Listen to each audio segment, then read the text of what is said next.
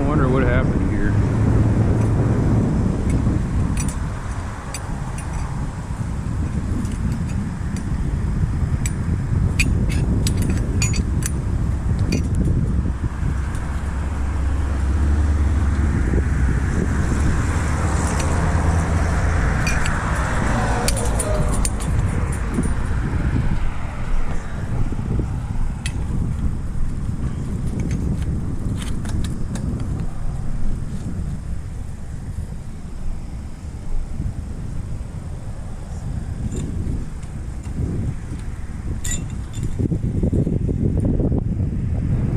Somebody pried it up here.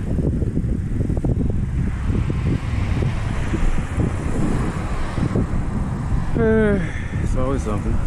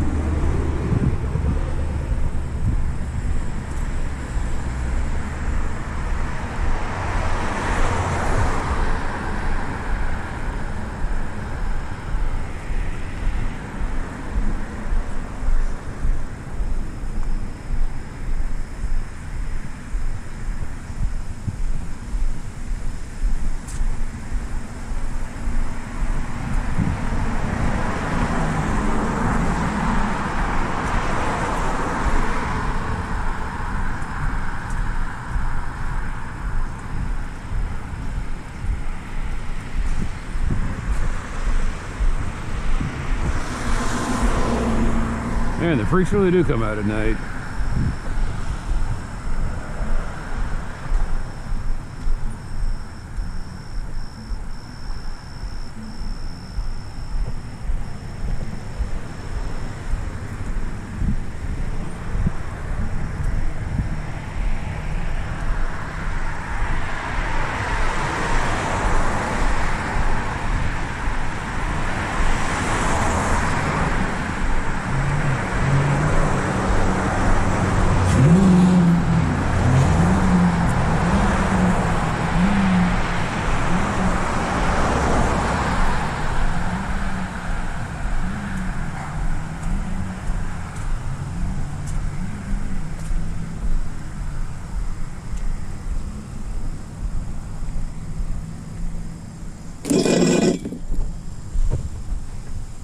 Sorry.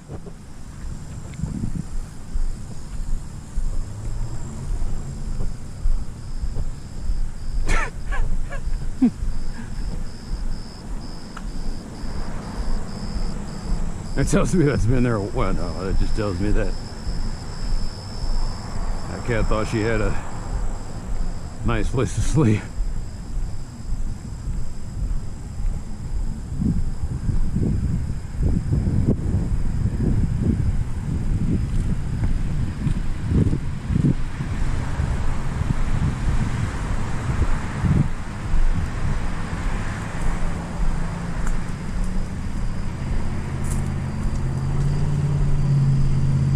Now you see, I used to think that the city was cutting this stuff. It's like, no, somebody's dumping this. Possibly those gentlemen down there.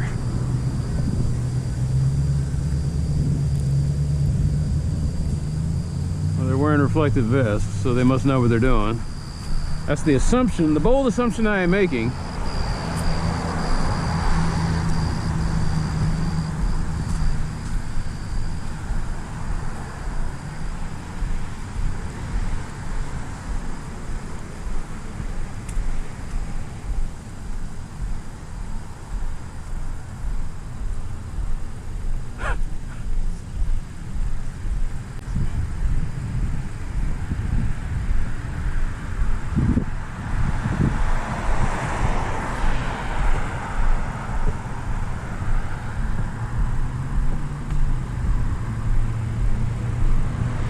Atmos?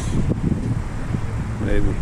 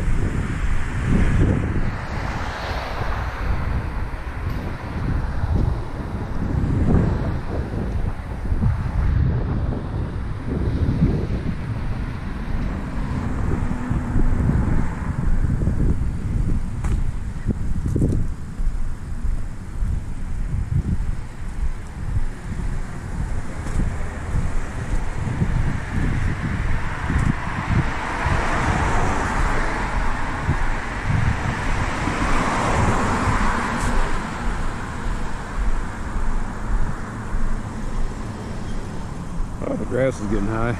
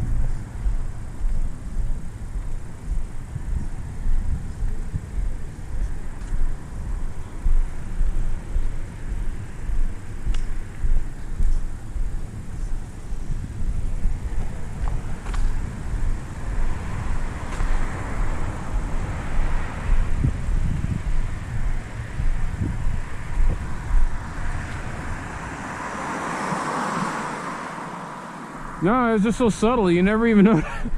I think.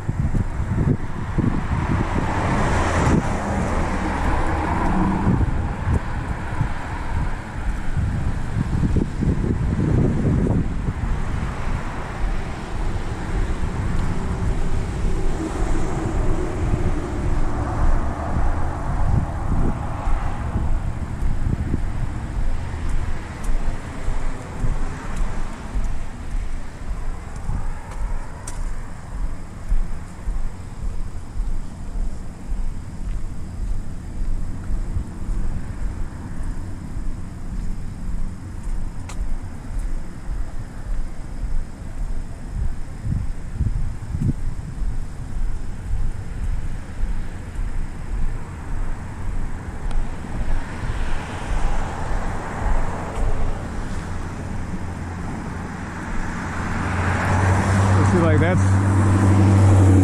touching the power cables.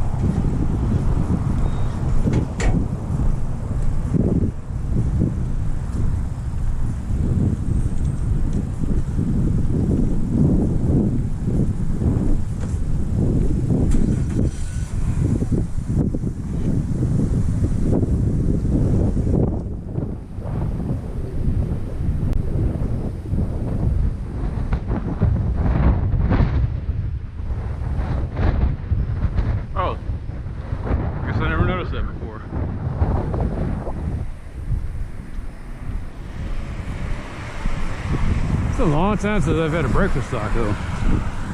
A very long time.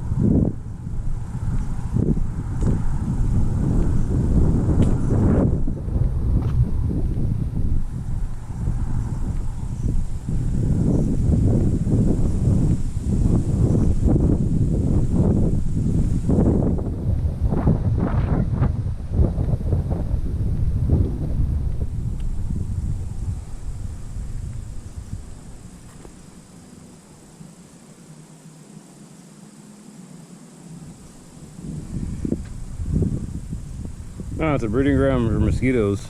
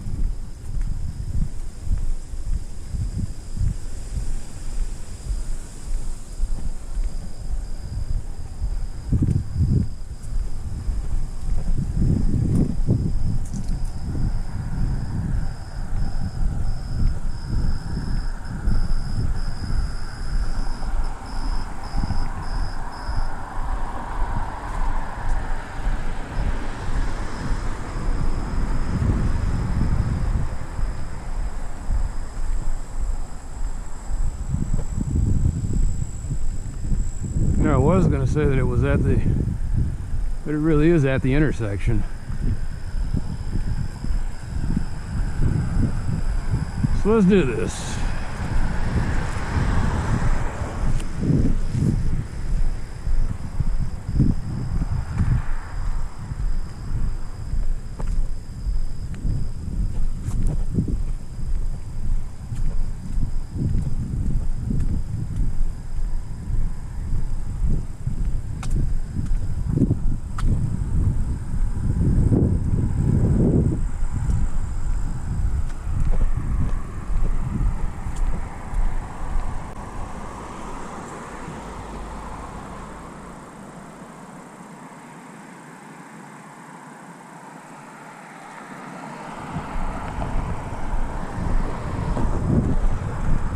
Yeah, it's close enough, man. If they can't find it, they can't find it. They're just being lazy.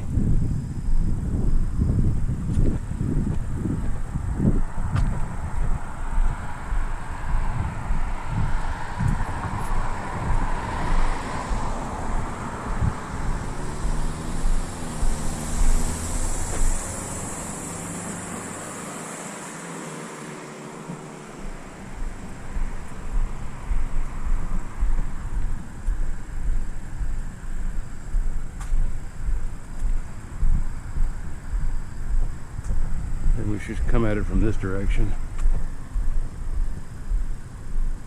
Just never realized. Like I said, you try to take a simple picture and there's all these assholes driving up and down. Even at 10 o'clock at night.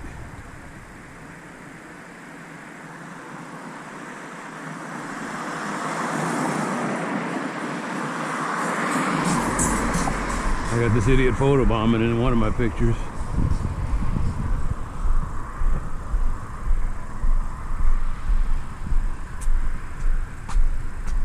Does that illustrate perfectly what I'm talking about?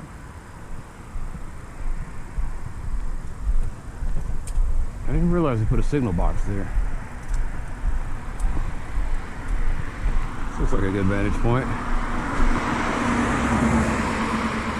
Once again, I got an idiot photobombing. 10:30.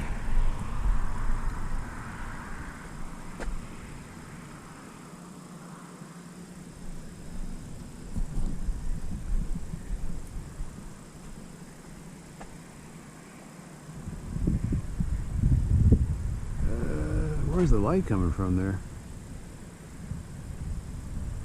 Okay.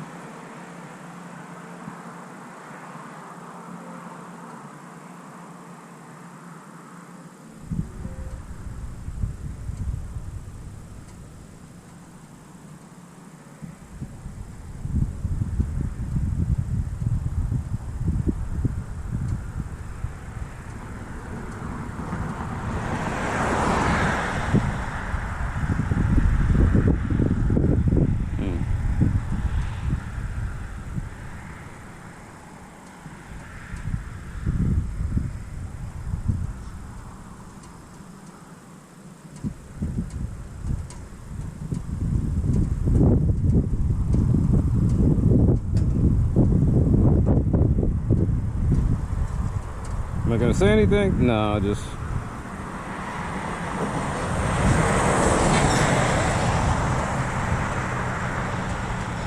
gonna show what it's like to make one of these. Although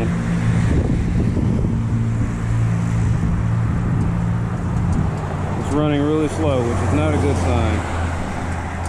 I guess there's a lot of shit going on in this. What sucks about this is you can only upload one at a time.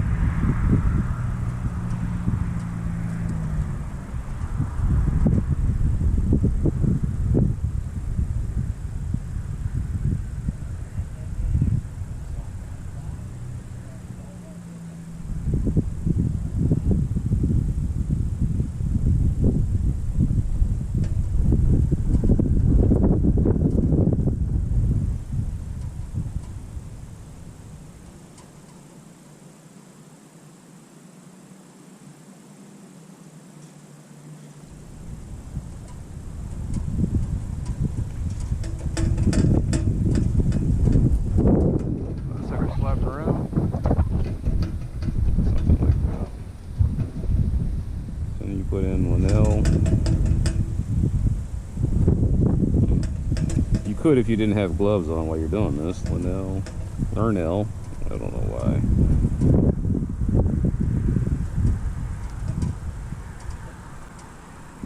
Why does it keep hitting him? I don't know.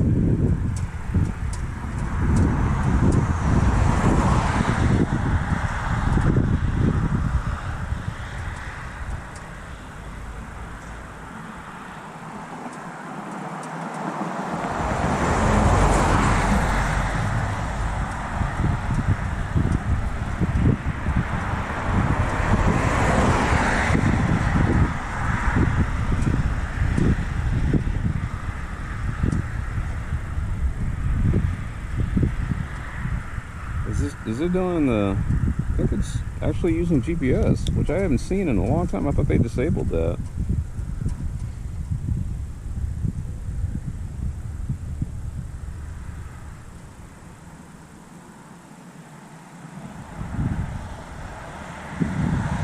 Now here I am trying to highlight how easy it is to do this.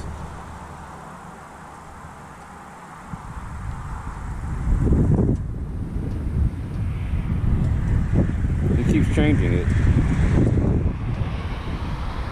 Is it changing it based on the GPS? That's exactly what it's done. Alright, so I'll just put down westbound.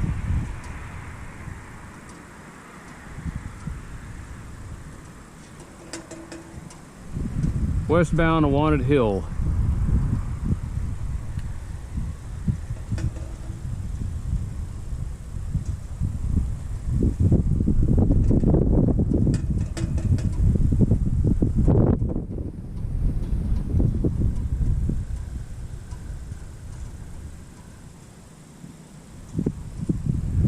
Just past the intersection of Linnell and Walnut Hill.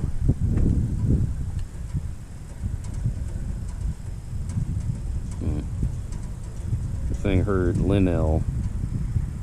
I guess it's my thick accent. I don't know.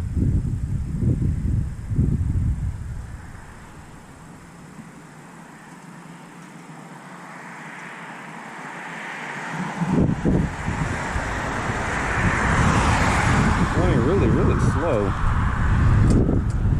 Which tells me that there's an issue. Like I said, there's a lot of people writing tickets. I don't know why. I don't know what's going on. Maybe it has something to do with that Oncor thing. Alright, let's go back.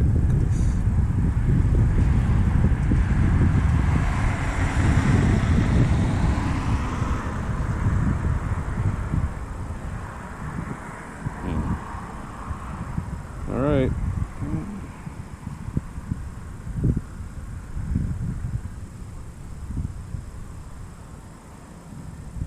No, it's doing stupid shit now. I don't know what's going on.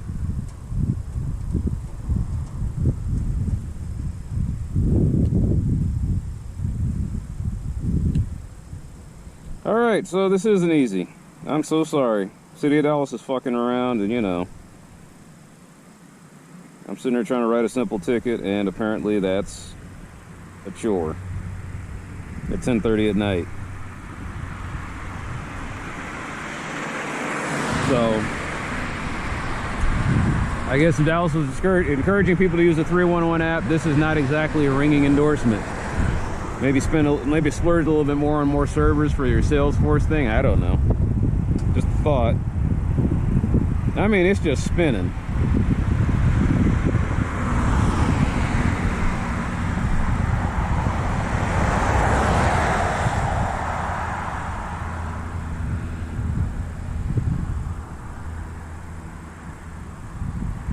I can't do anything. I can't type anything. I can't. Okay, here we go.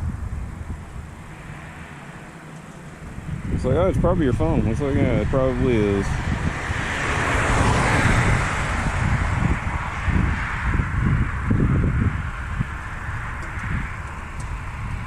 All because I'm trying to get a usage error. There we go. Just passed.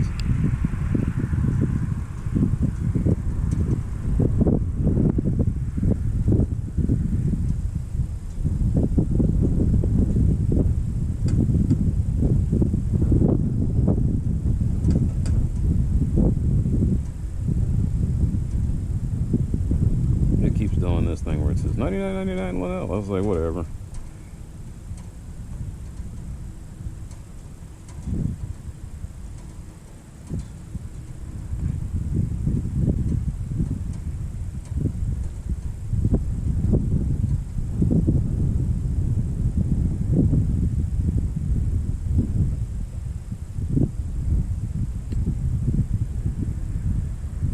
City roadway, next.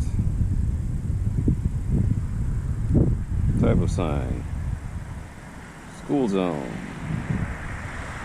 Sign problem. Missing. Next. When did you know this problem? Last 48 hours. Maybe I should just put other. Next. What corner direction is it? East, westbound. That's westbound.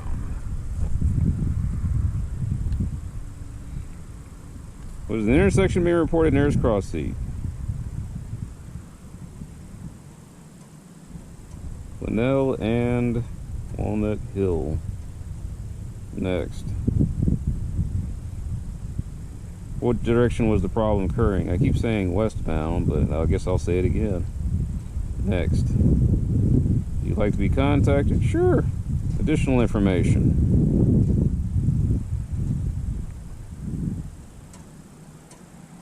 This is the school zone sign.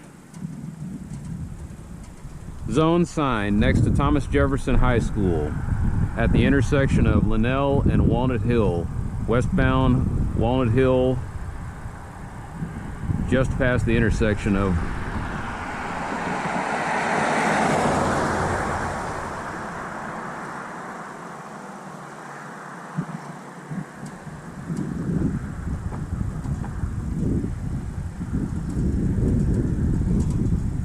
the intersection of Linnell and westbound Walnut Hill, just past the intersection.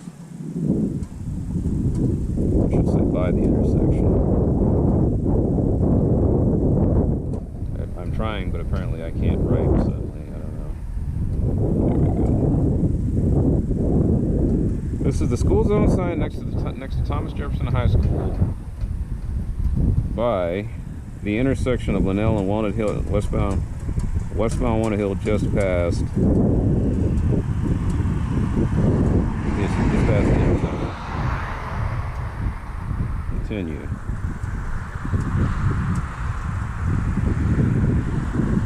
I'm gonna hide some things because, you know, there are stupid and crazy people in the world. Just contact information. Yes, I'll put that in there.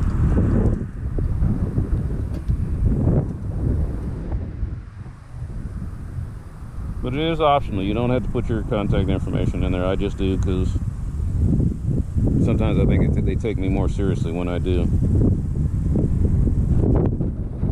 But you can always, there are times where you have to put anonymous tickets in.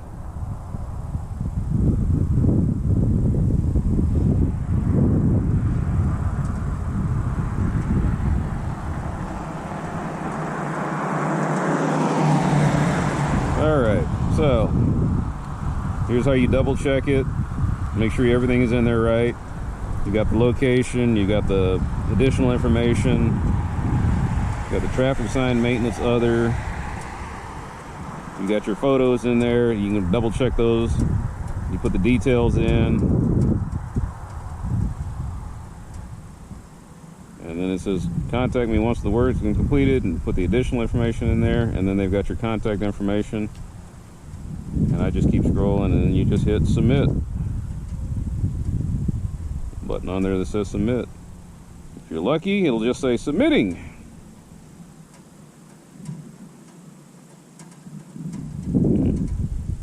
If you're unlucky like me, apparently,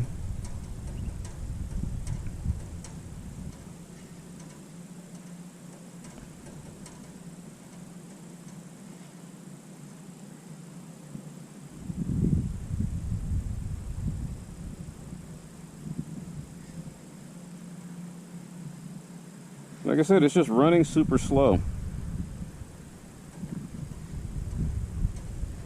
At 10 o'clock at night. Not a good sign.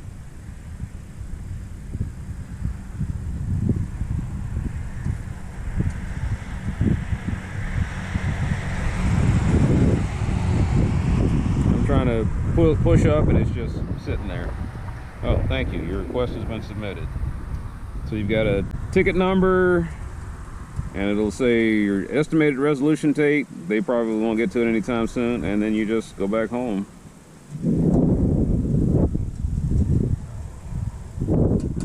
And the cool thing is you'll see all of your tickets there. That was painful, I know. I don't want to do that again. Sorry, I was trying to show how easy it was, and apparently at 10:30 at night it's not easy to get Salesforce on the City of Dallas's 311 app to write a goddamn ticket.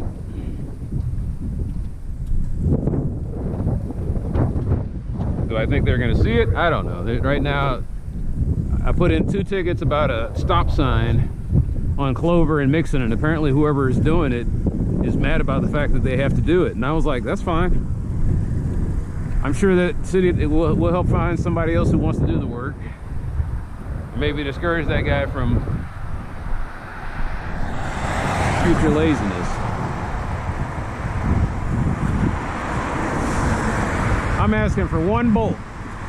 Probably cost a grand total of 25 cents for the city. Put a bolt on the top so the thing doesn't blow away when we have a big powerful storm. But I got a city worker that's just playing games with me, so that's what I got to deal with. I didn't see anything. I was like, how can you not see anything? I gave you GPS coordinates. I gave you pictures. I gave you direction. I gave you all the stuff that they asked for in this ticket. Didn't see it the first time. So then I called up the 311 line. I tell the dispatch operator all this stuff. Still acted like he couldn't see it. I was like, all right. We're going to find out why this guy needs an attitude adjustment.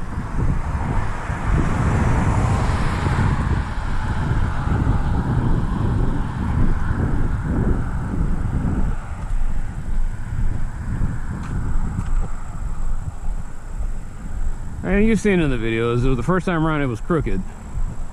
So then all he did was straighten it out and then tighten the bolt up a little bit. But that didn't do anything because I came back a week later and the wind was blowing and it had taken the sign and it loosened the bolt up again. And so maybe this guy's trying to save face and he thinks that, oh, this guy will go away. He just won't keep coming up. You know, if I just close out the ticket, he won't keep bringing it up. And you just don't know me. I got time to nitpick about this. Hell, I have the right.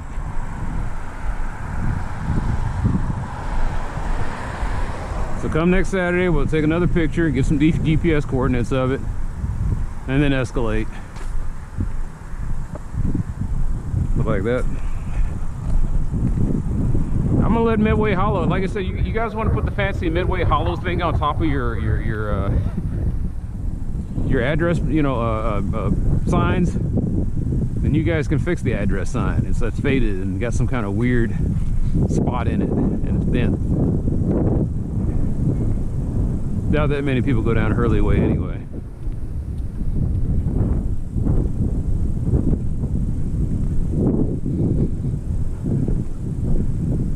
Do you see nothing but problems? I see stuff getting fixed. But that had been bugging me for the longest time, and I said I'm gonna get some daytime footage, and I was like, I don't think it matters.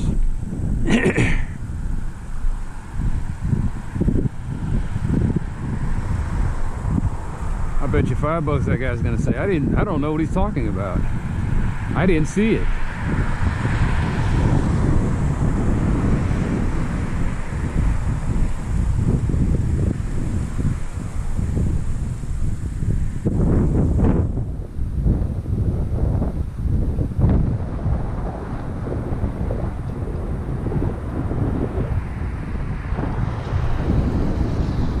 Stop sign's leaning.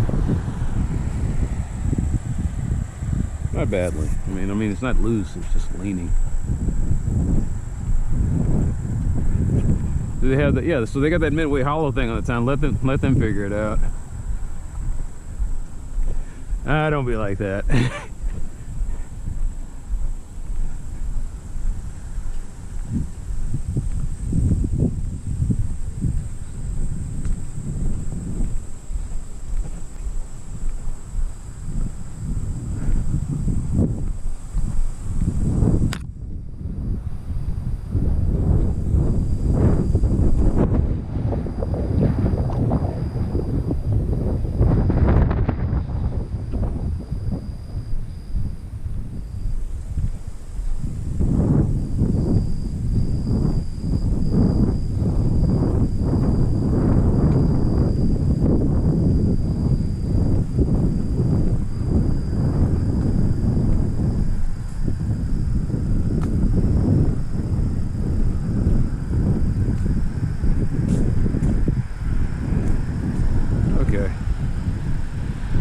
Did I report this one? No, because they still have the same faded stuff up here.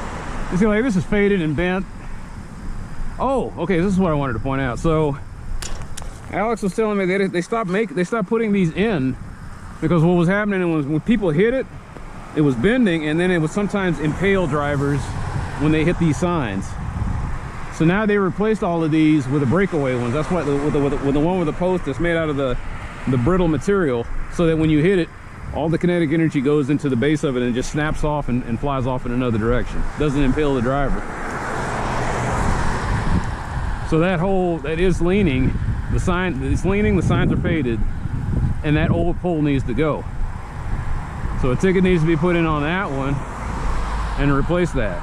But I'm not going to bother. I shouldn't be like that. Depending on how the mood strikes me.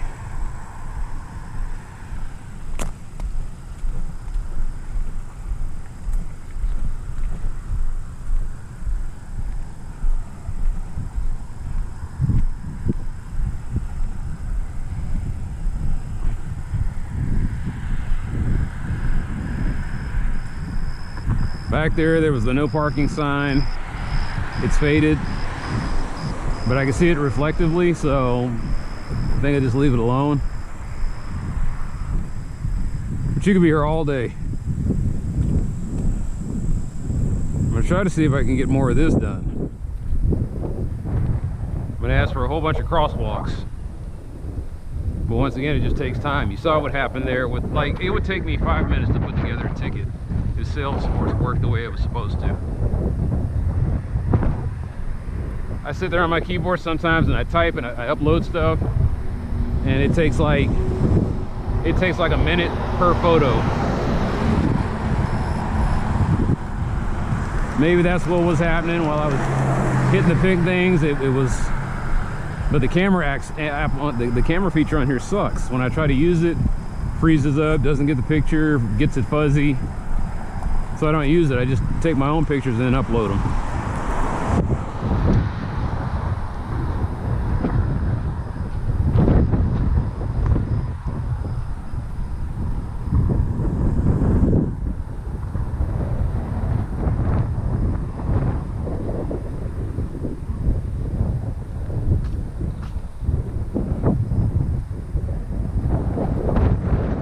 It's weird to me how they sometimes fight me on some signs. And this one's also by a school. It's right there by Foster. So you would want it not to, you would want your stop sign not to become a missile that might accidentally hit a kid. This one right here, they didn't fight me at all. I just put the ticket in and bam, just put a whole new pole in. I thought, wow, that was overkill. I just wanted a bolt.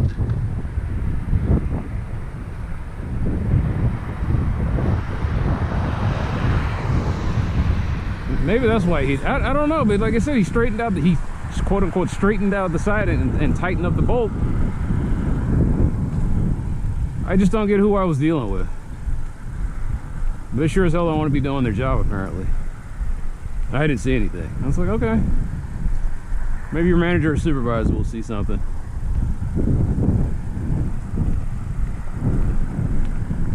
Maybe you need a management clear glasses, I don't know.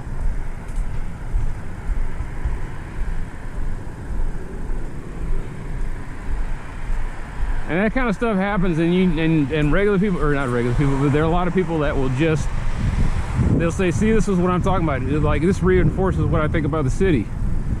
And then they just won't turn in any more tickets. And then I got to sit here and look at next door, see people talking about, the city of Dallas doesn't do anything.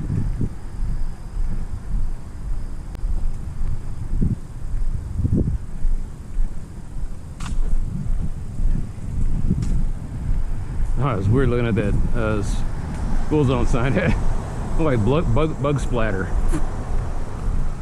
A bug flew right into the sign and it's kamikazed itself, and its guts are still up there. Your guts and blood are still up there. It's like, how do you change gears like that? I was like, I can't focus on the anger forever. It just,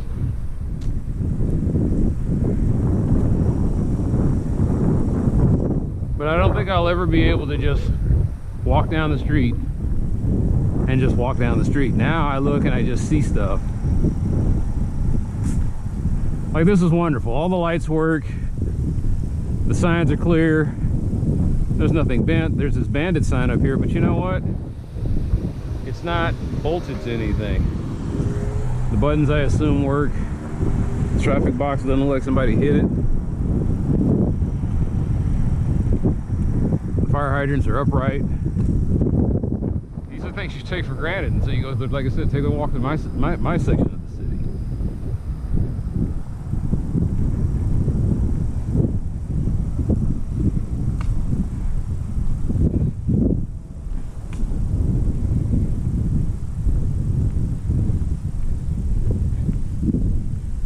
And I'm pretty sure that somebody from this area watches. I think that the people next door, they say, hey, I subscribe to your channel. And I was like, oh, well, thank you. But I think they watch this because sometimes I'll sit there. Sometimes I'll sit here and I'll say, hey, I need to make a ticket about that. And I just never get around to it. And then I look and someone else is already taking care of it. And I was like, it's pretty cool. I think that somebody in this neighborhood is actually watching the videos and saying, hey, he's right about that. For example, around here somewhere, there was a bandit sign. And I was walking over to the thing to see if I can get to take a picture of it, and I was mentioning that if these HOAs and neighborhood associations were so great, they would have they would knock this out. I guess somebody saw me bitching, so they got rid of it. 2 weeks ago it was here. I was like, I guess I'll come back here and see if it's still here. It's gone.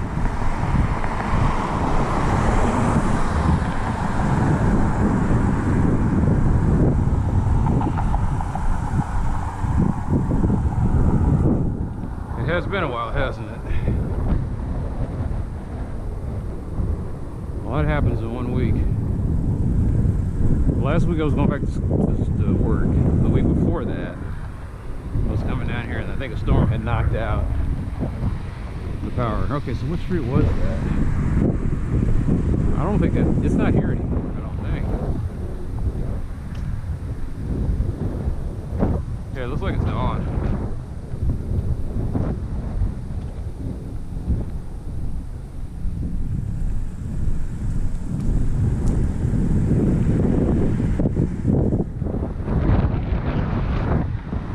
Bandit sign over here somewhere, and yeah, it was by Willow Grove, and they handled it, so it's gone.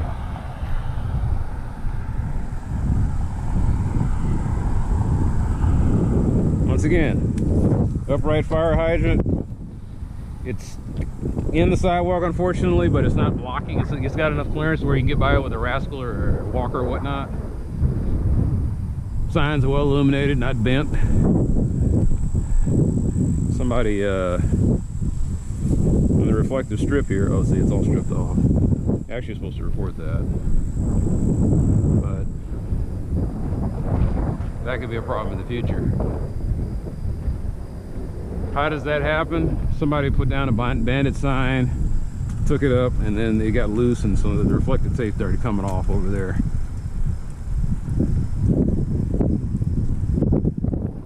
Why is that a big deal? They try to make these things as reflective as possible so that somebody doesn't run into them, A, and B, that they know there's a sign there. They can't say, well, I didn't see it, it was so dark. I was like, were your lights on?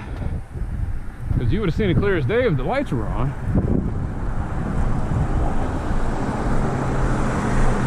But all day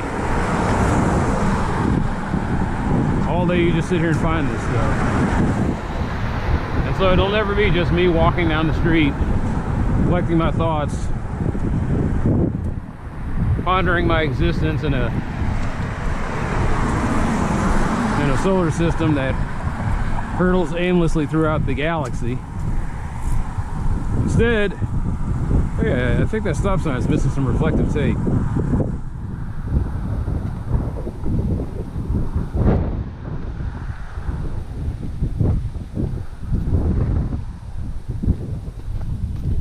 See, like that sign right there is kind of faded a little bit, but it's all right. I still know it's Valley Ridge.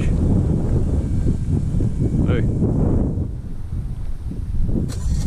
that's good. Like all the, like they must fight for their stuff because they all have breakaway signs.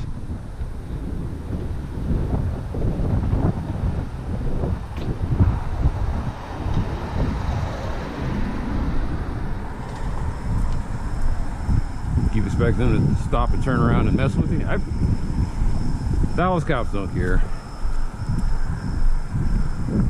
I got a feeling that if I was in, like the guy said, he said you can't do that in Chicago. I'd have been going from the south side to the north side, and they'd be looking at me like, hey, what you doing here, man? You know what time it is? I said, why don't you put your hands up against the wall there for a second, buddy? And the guy was telling me about stop and frisk, and they would just, he said they would do that to us all day long.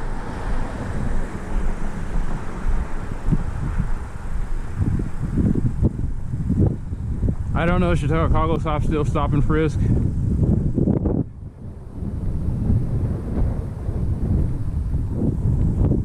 No, I'm just looking at this guy with the, I've always loved this house because it's got the trees and they form a perfect canopy cover. Although technically you're supposed to give 12 feet of clearance, and this looks like it's about 9. And it's like, let us have the shade, man. The reason it's a big deal though is like you're trying to see Beechwood Lane and you might not be able to see the sign because of the vegetation back there. That's wood. Is that is wood? No, that's just metal. This is one of the first generation metal ones. It's got the reflective strip, but it doesn't have those little divots to where you can put like bolts in at different levels.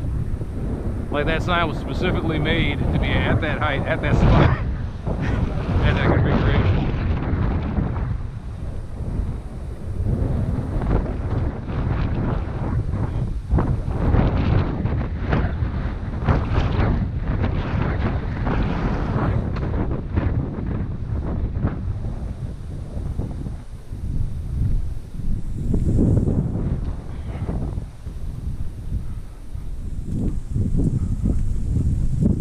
Sorry, I'm listening to Handel's Messiah and I can't talk. You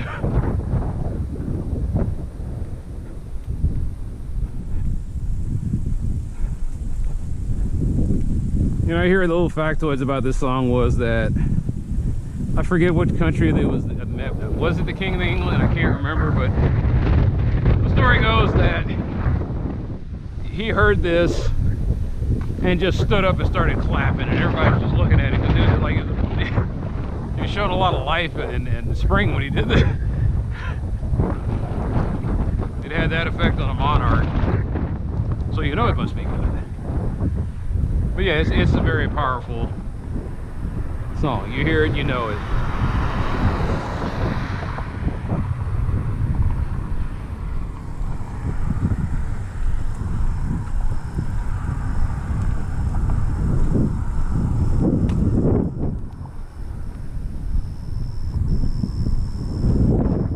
I'm surprised there's no crosswalk here.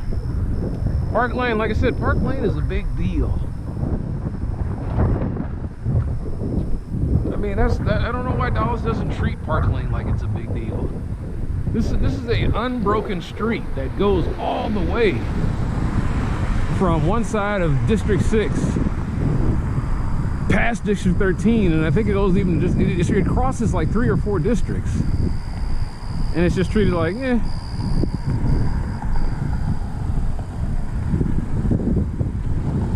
It's the one street that connects my ratty ass neighborhood.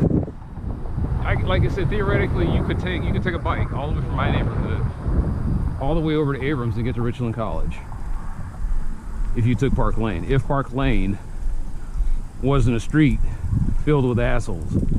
See, the problem is everyone else, all the other people that take the shortcuts, they know it also, but it turns into 2 lanes at certain places. And so induced demand, something like that. But the bottom line is it's a very popular street for cars, unfortunately, too. Goes from 3 lanes to 2 lanes to 3 lanes to 2 lanes.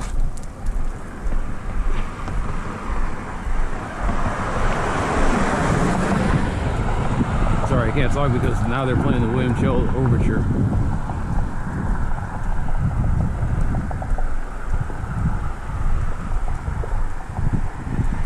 I always love this because it's about the War of 1812. Not the War of 1812, I'm sorry, not the War of 1812, but the Napoleonic Wars. It's about Waterloo. And you can almost feel like the dawn starting. The two opposing armies are facing off. And then they start charging. And in the middle of all that chaos, there's cannon fire, there's people yelling and screaming, and then all of a sudden the tide turns. Like France is in there, they're coming in strong, hot, ready to go. Looks like they're gonna get this. And then they crumble. And then you can almost feel the retreat. And then you just feel everybody else just coming at them. Boom, boom, boom, boom. Just the broken ranks of the French army just retreating in horror, and they just... And you can tell the bias of the person who wrote this, because it's, you know, the other army just sounds like it's triumphant and cheerful. They're going in there and they're just slaughtering the French.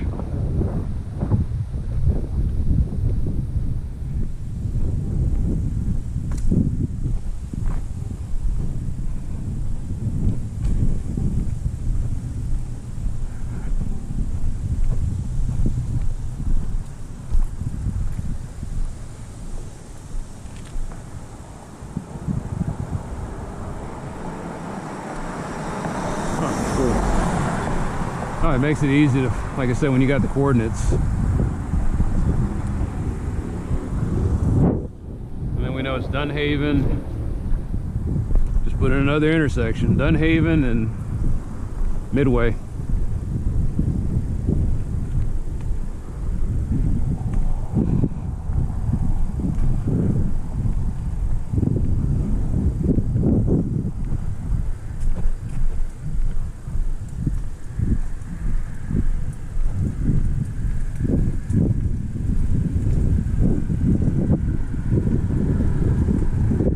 Another test to see if these little organizations are going to do anything about that.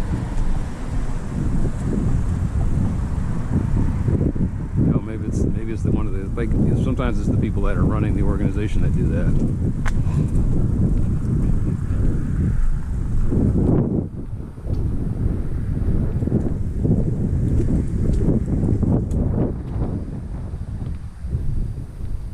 He says, "I see you don't pick up trash anymore." I was like, "I do it once a week." Oh, is that why that's there? That's no post. That's, what is that street?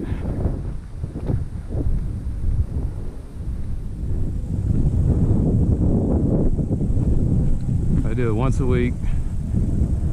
Problem was, it was adding 30 minutes to an hour to my walks. And that's what I got all day to be here, and I was like, no, you don't.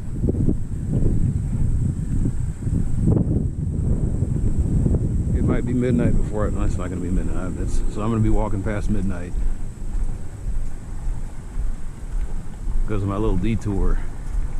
But you see, that's what I'm talking about. 10 minutes, 10, 15 minutes to put in a ticket.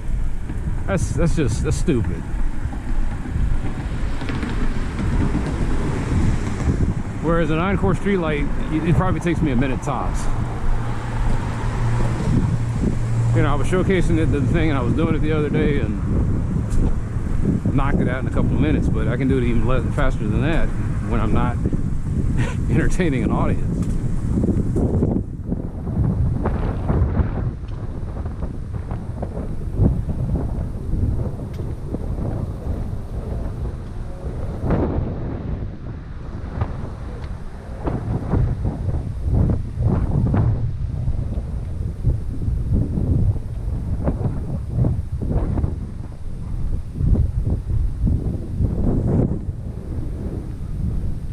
Like that one's leaning, and it's one of the old round poles. Oh, but this is why people hate bandit signs. I mean, you see, this is just years of People putting nails and stuff in here and tacking stuff, and it weakens the pole. Actually, that might not have been the people. I don't know why there's so many staples and everything else in these things. Maybe it is years of people put stuff in there. The other thing, you saw that bank side just hanging off there, so it comes off one day and it blows off into the street here, and it attaches itself to somebody's windshield. You say that's far-fetched. I was like, no, that's why they say regulations are written in blood. It happened to somebody.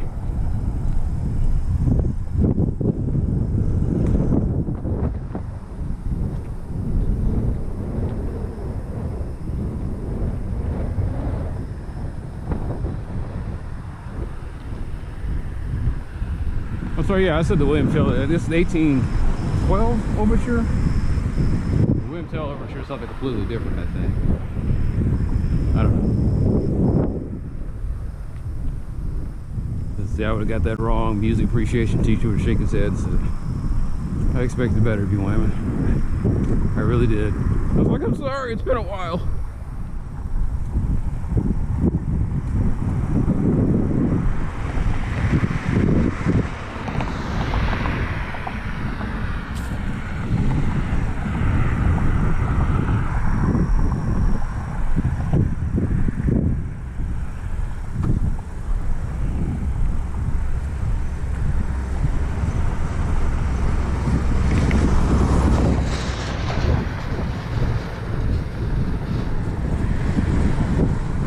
Truck rattles.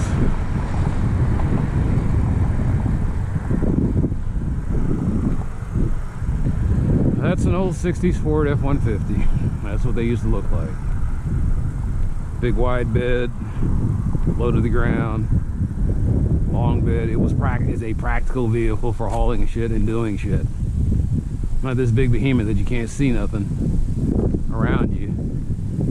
Somehow they made the truck bigger, but the bed smaller.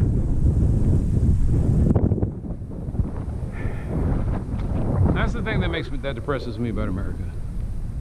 Is you can make something super big and it ceases to be functional. It's like some of those women with the gigantic breast implants. It's like you're thinking that's supposed to look good, but you can't do anything. You can't move around. You can't really wear a lot of, you know, it always has attention to you when you're wearing certain clothes.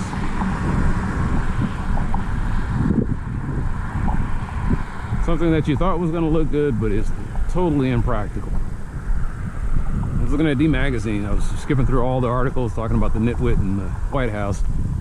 And they were talking about how D Magazine was pointing out that Dallas restaurants are too large. And he's like, well, how could that be a problem? And they were pointing at, they made a very astute argument. They were saying that you have to pay for all that square footage. So you can't cook anything bold, original, or daring when your dishes that appeal to a few people. You have to cook generic stuff that appeals to everybody because you got to put butts in seats and you got to pay for all that space. And now I understand what Michael was talking about when he told me about the food court trucks and how you could have that sitting there over there off of Webb Chapel Extension and Northwest Highway, and you could have so many restaurateurs trying to cut their teeth and just trying to do their exotic flavors and just make that a hot happening spot. And maybe build, like I said, start building more small businesses and revenue for the city. But instead, you just let it sit there doing nothing. Not even growing grass, because the grass doesn't even grow on there properly.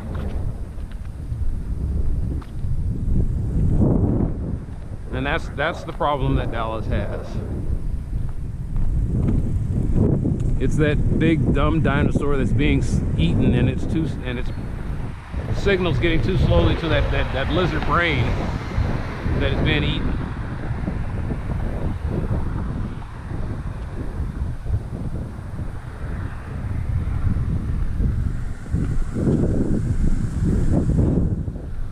So what am I thinking? Like, case in point, one of the articles I read this week, I can't remember which one it was talking, maybe it was the Advocate. Maybe it was the Dallas. It was one of the ones that doesn't have a paywall. Let's put it that way. The Dallas Morning News is a fucking joke.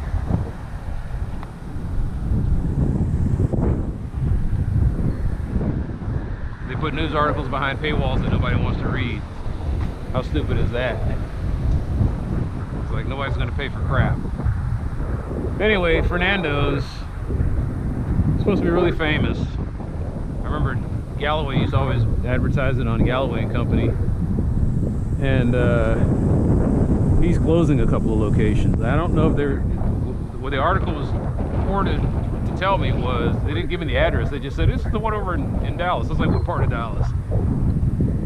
But if it's this one, he's pretty much getting out. Like he had another one over in some other location, I forgot what they said, but they said that one there, I think it was one in Richardson or Garland or something. What I was trying to figure out was, were they closing that one? I've never been in there. We'll never go in there.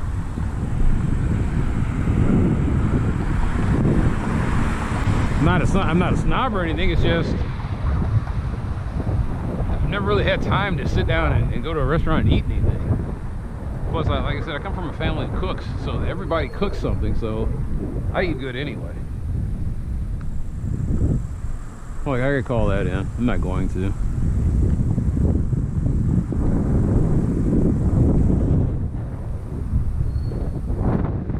They made that a gated community. That's a neighborhood that does not matter.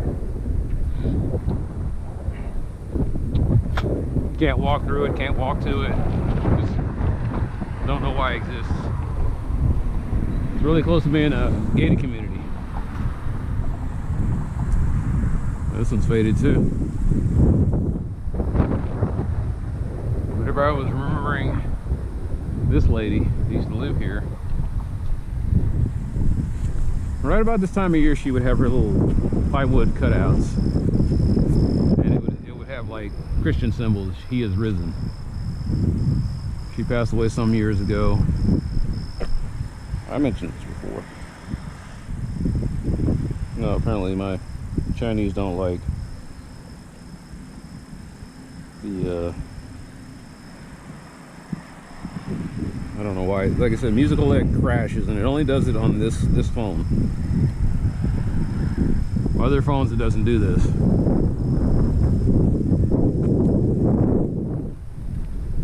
Right around the 40 minutes. It's also, I can tell I've been out here like maybe about 40 minutes. Is the phone will just cut out.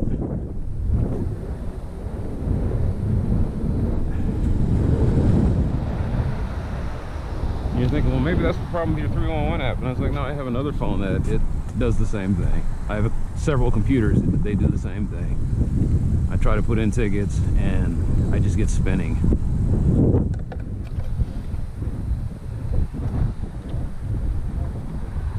I've had times where I've been trying to demonstrate it to people and all of a sudden it just runs super slow.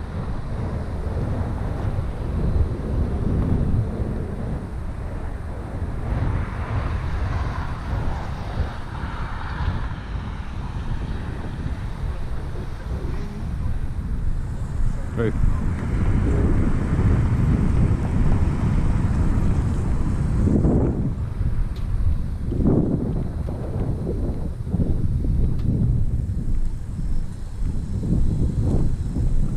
I'm supposed to wave my hand.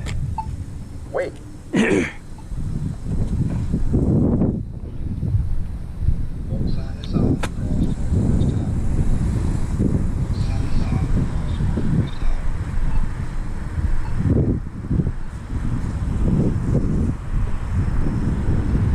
No, the crosswalk here is painted nicely.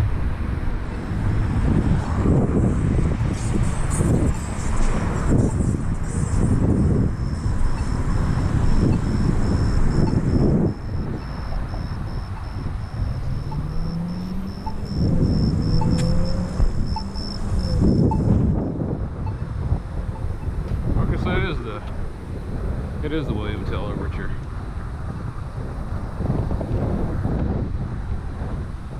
No, it's not. William Tell is yeah. This one is 1812 overture.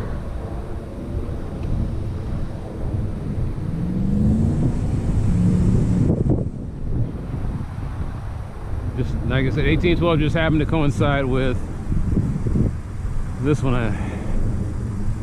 And if I knew the thing wasn't tripping, this is one I would need to put in. Don't know why this exists, but it does. That's one to put a ticket in on. So no parking sign that. Yeah, let's do it. No, I'm done. Hey.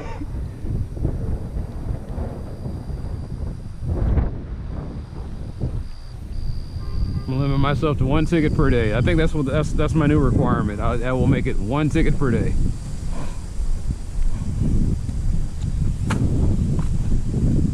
Two weeks ago, I put in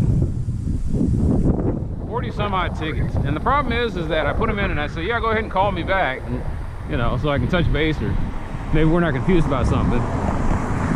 And every time I do that, I get inundated with calls.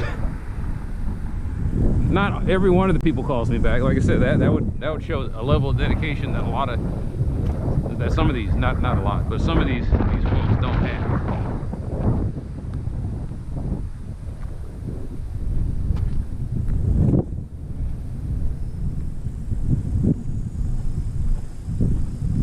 I put in all those tickets for Bachman Lake. It was like 20 tickets. And the guy calls me back and he says, we're starting to work on them. I was like, cool.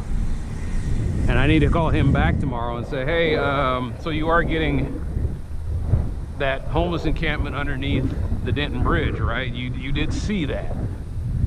And I hope to hear him say, oh, yeah, no, there was no way we could miss that. Yeah, we're getting that all squared away. We're going to bring in a nuisance abatement team, and they're going to go in there and just clean all that out. And they're going to do what they always do. They're going to bring in a truck, a couple of sturdy lads, and just throw all that.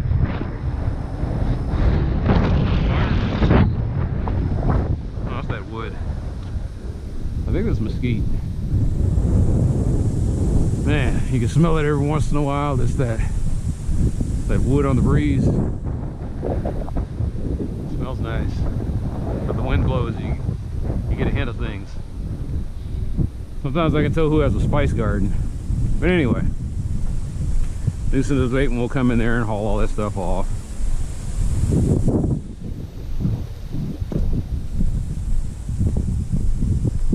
It's like, well, how do you know all this stuff? Because there's a video that I have videos that I make private, of course. And one of my videos was me doing the code enforcement training. They offered like a one-day thing for civilians, and so I went up there and I did it. Very eye-opening and informative. And they talk about how you can't call something illegal dumping versus just litter. Illegal dumping is like somebody took a stove, one of those big giant wagon wheels that stores like wire, building materials, sofas, appliances, stuff like that, and they just find an open field and they just dump it there and drive off. That's illegal dumping. Litter is somebody left a garbage bag outside filled with their garbage. Somebody left some paper, some scrap, something that you could put in a can. That's the way I would say it. If you could put it in a garbage can, it's littering. If it requires 2 people to move it, it's dumping.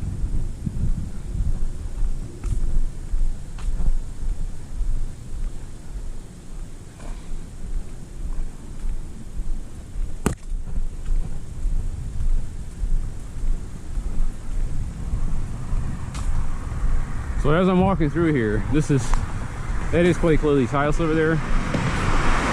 But right here, this little sliver, this is city property. This belongs to the city of Dallas.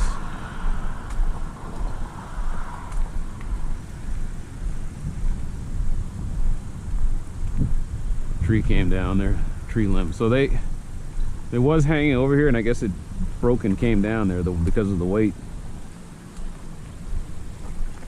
Is that privet? I don't think so. It's a shrub.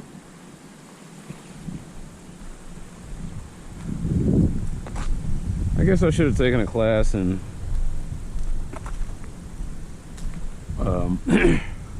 herbology and horticulture. I know poison ivy when I see it, but I don't know anything else.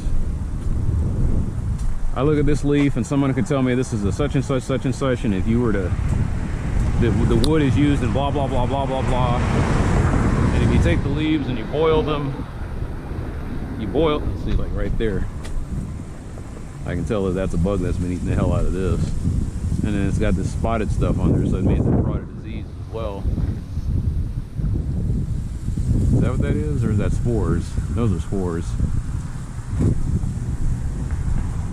So it's a spore-bearing plant.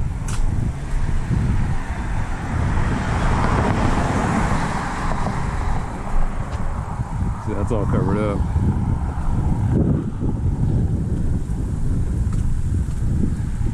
But you know, not all plants make seeds and fruit. Some just have spores that they put on the underside of the leaf, and then they just fall down, or they get blown away. Like that's some kind of variation on a fern. I remember that from biology class. See, this is illegal dumping. I mean, it's litter, but it's still, it's that borderline. At one point, it started out as something that two people had to bring in, and they just put it down here.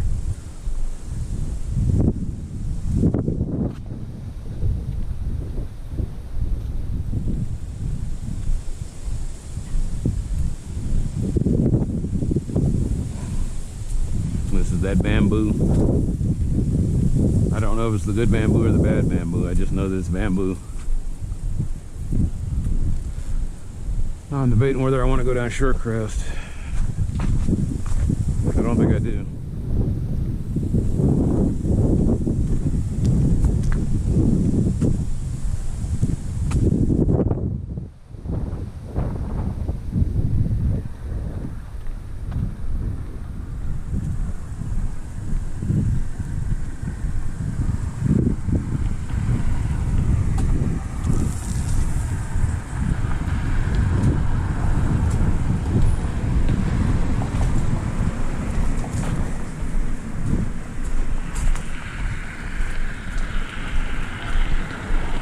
One of the things I'll never know is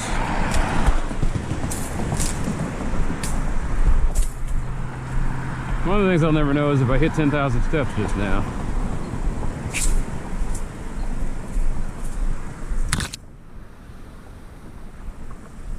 Yeah, somebody's been kind of clipping this a little bit, and they just let the clippings.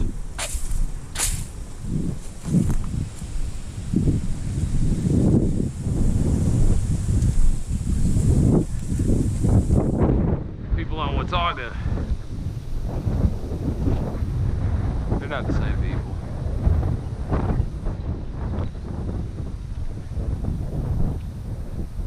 And you know the funny thing is, you see these big ass houses.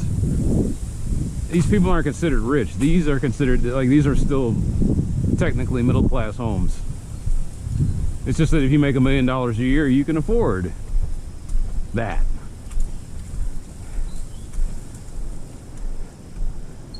To be in a country that's so obscenely wealthy that a person can make $1 million a year in a salary and not be considered rich. That's just crazy to me.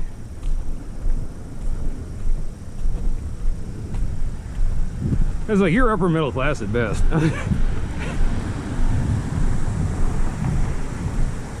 So when do you cross over into being wealthy?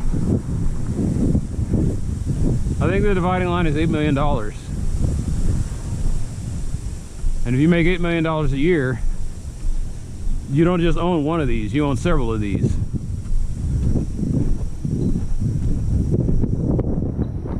And you wouldn't just put them in one state, you'd own several of these houses in other states.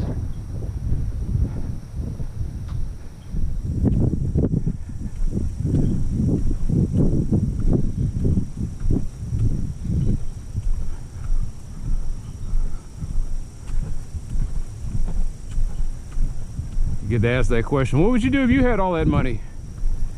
And the honest answer is, I don't know. I could tell you 1,000 things, but when I actually have the money, because you won't know until you actually have the money.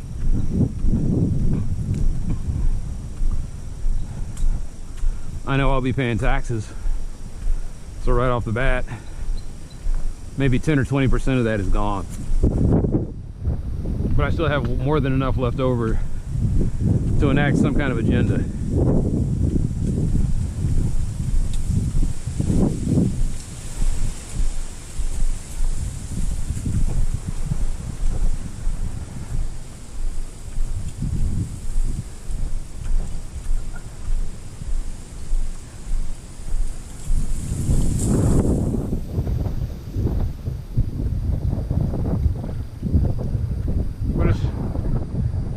I think that at one point this was like a sharp turn or sharp curve sign. It was like letting you know that you were going to be going through a winding road and you need to slow down. And then it got stripped down to this.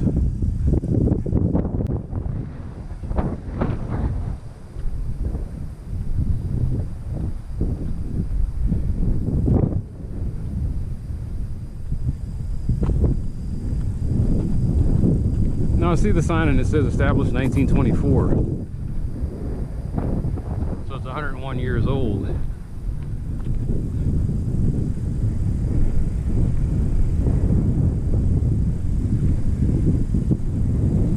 My neighborhood will never have that. I'm never going to look up on the signpost and it says, "You're welcome, you're coming to this place."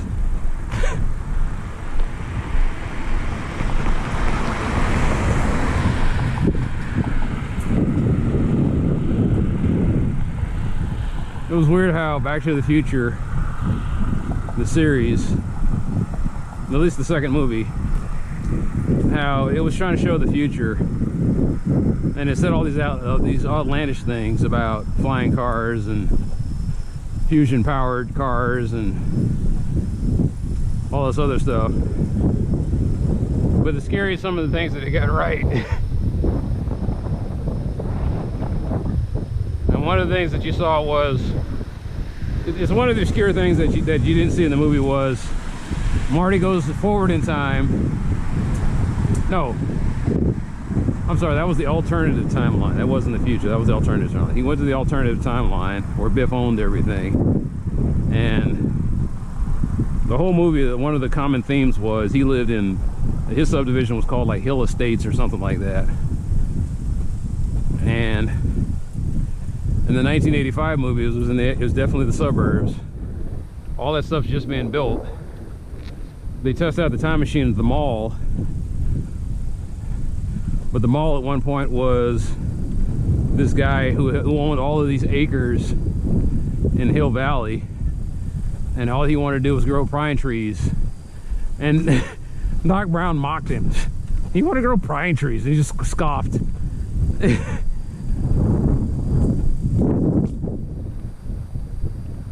But the other thing was, in the alternate timeline, Marty was living in the nice suburbs. It was they were building the houses. They had the signs up there talking about how these houses were like $80,000 or something like that. Really selling the place. And then when he goes to the alternative timeline, he tries to go into his house and he terrifies this poor black girl.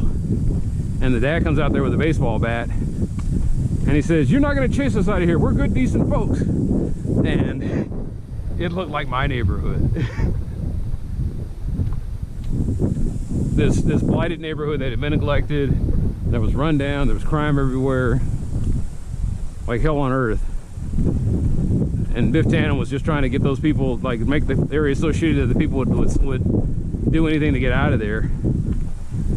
And I forget what they were talking about they were going to build there. They were going to build like another casino or something.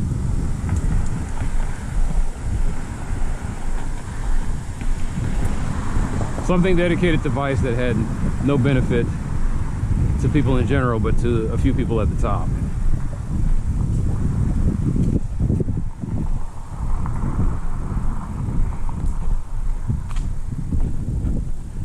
And it was weird, in predicting an alternative future, it actually predicted the future. That was the point I was making.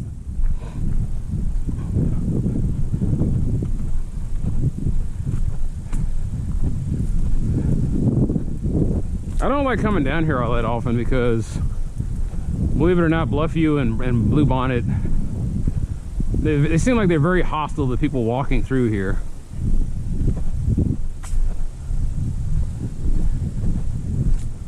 He says, why do you call it Bluebonnet? Because that's what it says right there.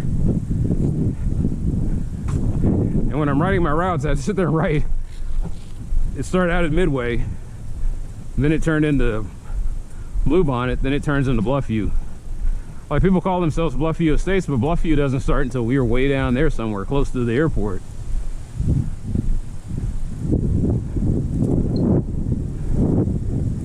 So I'm kind of confused as to why they call this whole section Bluffview. But I guess it does make sense to me. It does give you the view of a bluff. This is the high ground.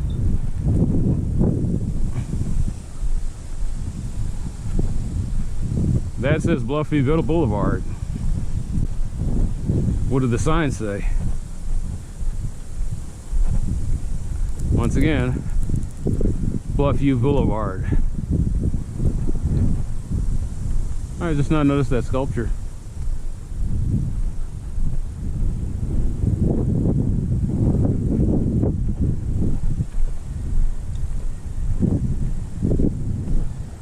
Okay, so it is Bluffview, but back there it was Bluebonnet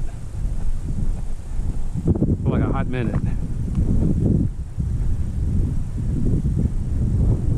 That feels like Farmer's Branch. Like, Farmer's Branch is this little strip that mostly encompasses Valley View Lane. Not that big. It's a couple neighborhoods, and then you're through it. You're in Addison. And then Addison is another strip. You get that restaurant on Beltline.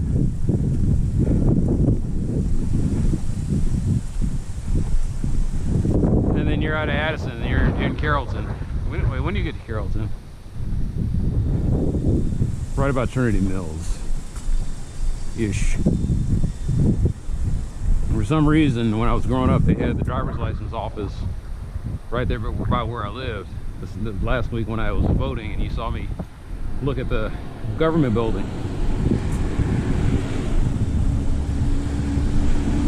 And sometime, like after I turned 18, they moved all that stuff out of there. They had a court building there. I think his name was Judge Cedar. He was over there. Marriage licenses. You can get your registration renewed. It was nice. It was a nice government center. You can go there. They even had vaccinations, I think, at one point. It was like a little health clinic or something. When I was growing up, they still had a bunch of New Deal stuff. They had projects, they had vaccination clinics, they had free clinics. It wasn't too bad. And then as I got older, that stuff started fading away, and I never asked why. Heard people say, trust us, this is the best thing. And then my adult years was like, I wasted my 20s trying to find stable employment and having no health insurance while all that was going on. I went through all that stuff. I went through there was a recession when I was in my young adult years, and they made it sound like the recession was over, but it really wasn't over. From like 2000, 2007, I was in my own personal depression, literally depressed.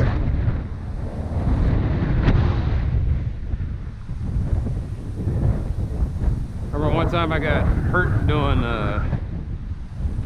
martial arts. Here I go, not being able to put details on the story because I don't want to give away too much, but I was taking a martial arts class, hurt my shoulder, had to go to the ER, and like just for me to walk through the door was $500, which was a lot of money back then. And I had a little bit in my savings, and I went in there, and all they did was give me a little bit of a sling and told me, yeah, just take some anti-inflammatories. And my shoulder feels like it's on, like it feels like it's just completely pulled out of the socket. And I'm like, okay.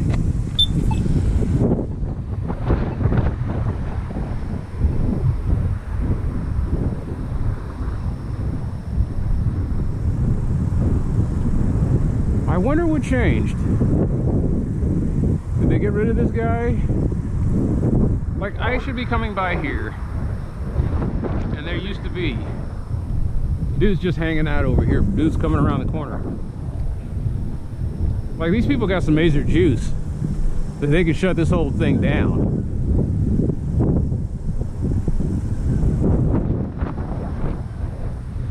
And I'm having this conversation at midnight.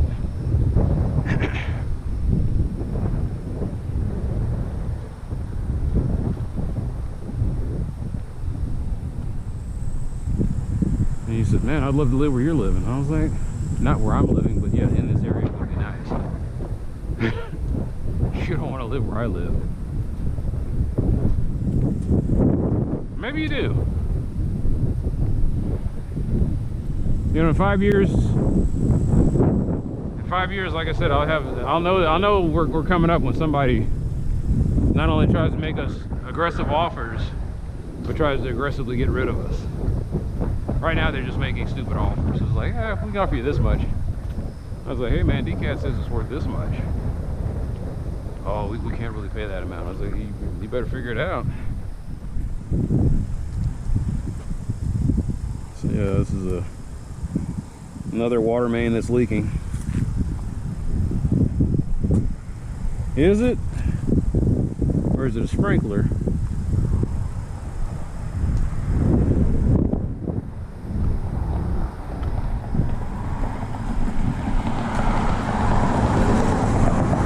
And then you come to this little strip, which doesn't seem to make a lick of sense. But it's a little corner that they're just playing the long game.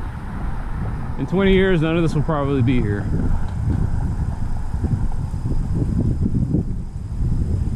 And ironically, I've been walking this area for about 20 years, but no, it's a lot better than it was.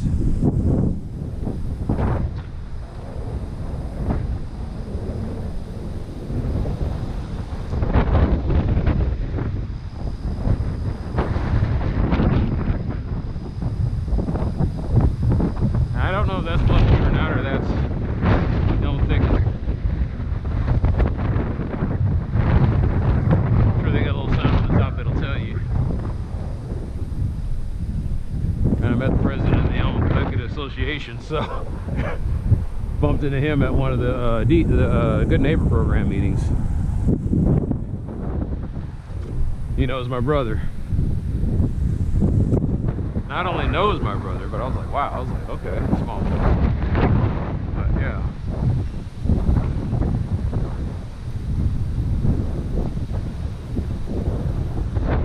Once again, not saying any names.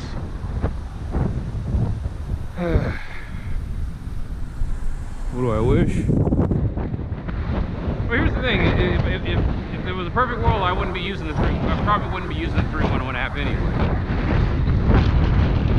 I'd be doing this in tandem with somebody. Because we'd have never watched together. We'd just be sitting there recording and talking back and forth. It'd be like a weekly watch.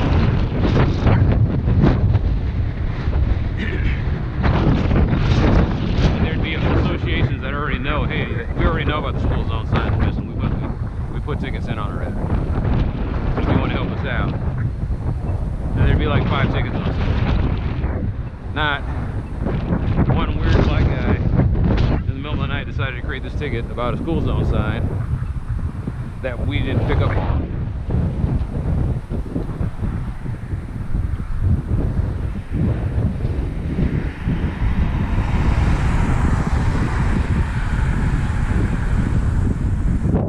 I mean, all the people that live over there in Killian and all those other things, that tells me that none of them go to TJ. Or they just don't care. I don't know.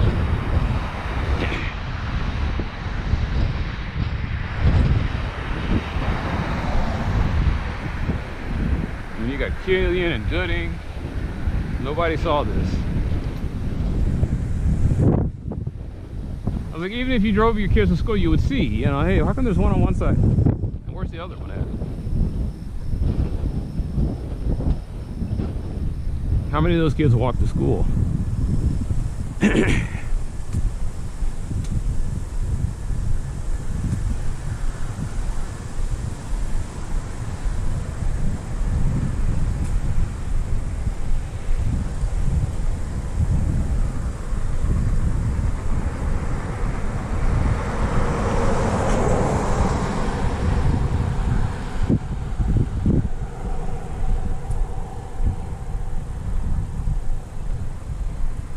biggest worry.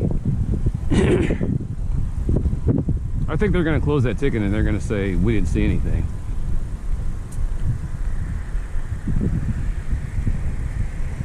And then I'm going to have to escalate. I'm worried that I'm going to have to escalate. But I'm hoping, like I said, it's 50-50 with the signs thing. I mean, when it's a code enforcement issue, maybe 1 in every 6 tickets, you know, I'm like, why are you doing, like, who hired you? Public Works, it's like 75% of the time. I'm wondering why they aren't being arrested for larceny, because they are stealing from the city. Traffic maintenance and signs, feels like it's about 50-50. Like, maybe I got somebody's old grandpa that he's 5 months away from retirement, he doesn't give 2 shits. Or even worse, the grandson of that guy who got the job, and he does the bare minimum. He clocks in on time. He definitely clocks out on time, maybe a little bit early. And he's just there to collect a paycheck. He's not there to make anything better. He's not there to actually do any of the work. And he's going to be around for a long time.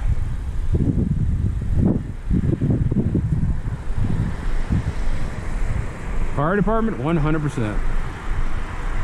And I'm kind of glad that I only have, you know what, I have too many incidents. I have about 4 incidents where I had to call the fire department. It's not, hey, we didn't see anything. It's, they were there, they put it out, they moved on. And then there's DPD.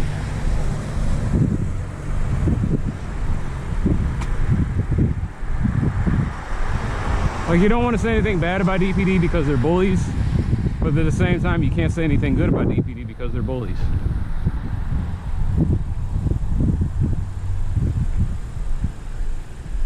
I mean, it gets to the point where it's like, I don't know if I could trust my life into the hands of these people. I don't feel like I can report anything to them. Or when I do, I'm just wasting time. I have no confidence, peace, or faith in the police department of my city. And that's a sad way to be. You know, I see them driving around here and I'm wondering, okay, and I was like, and knowing what they are, I don't worry about getting pulled over and slung over the hood of anything. But at the same time, if I hear shooting or I see some shit going down, it's sad that in my mind I'm thinking those are the last guys I would think about calling. Like, how messed up did your city have to be where you don't, like, your first instinct is not to call the police?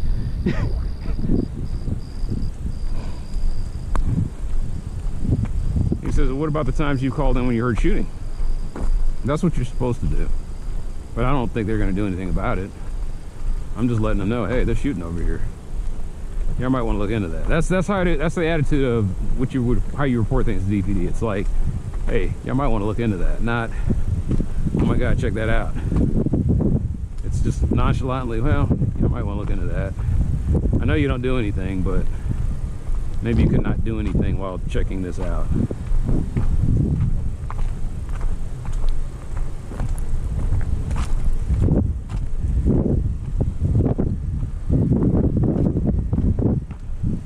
That's my experience with EPD. Now over there in Bluffview and Midway Hollow, their experience is probably something completely different. They look at the police department as their own personal, you know, as a public security service. Go over there and make sure these people don't break into my car or do this or do that. Maybe they look at it the same way, but they don't have the fear and apprehension I do. They know that if one of those officers slings them over a hood, that'll be the last thing that officer ever does. I don't have that security. I get slung over a hood, I get thrown in a box somewhere. They just forget about me.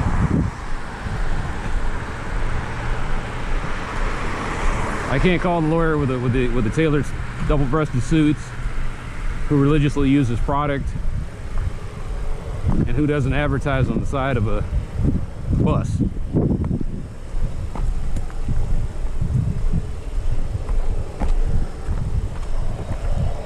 don't have that buddy I can call. Hey, you know, hey, we went to SMU together.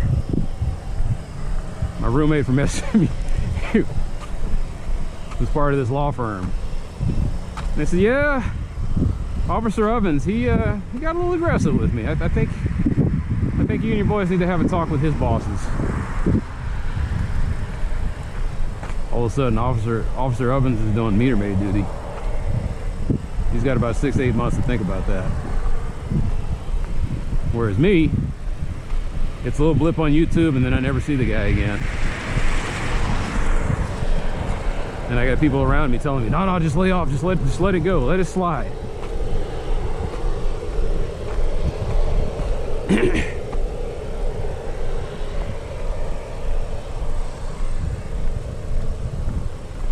I hear all the horror stories, I see all the stuff on the videos, and I don't know how to deal with the police.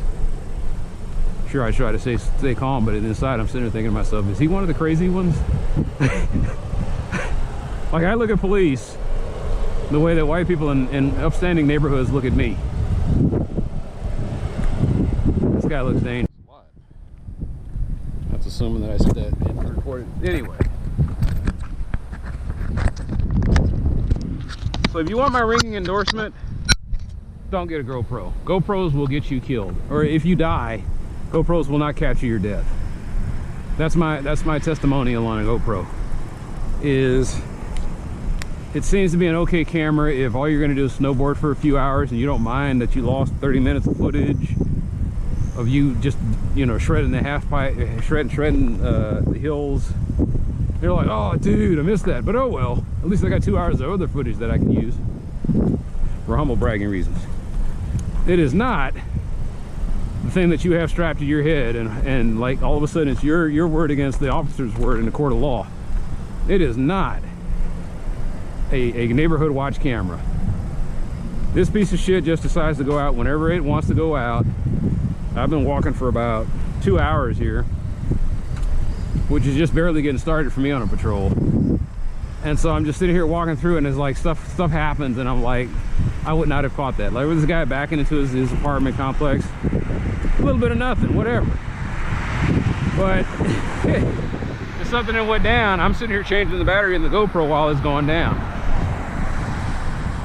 Meanwhile, I've hung out with Alex in West Dallas and we're having a conversation and I got this damn body cam going down here and I don't even know that I forgot that it's rolling. And it's been rolling for 6 to 8 hours. I just hate the harness. I hate that I'm sitting here wearing this thing and it bounces up and down because I got big tits and I'm a chunky fella. And this chest harness just doesn't get it done. I was looking at this lady, she said, yeah, you got terrible video. And I was like, I do? And I was looking, I was like, yeah, she's right. Body cam, the only reason the body cam exists is if you're stationary.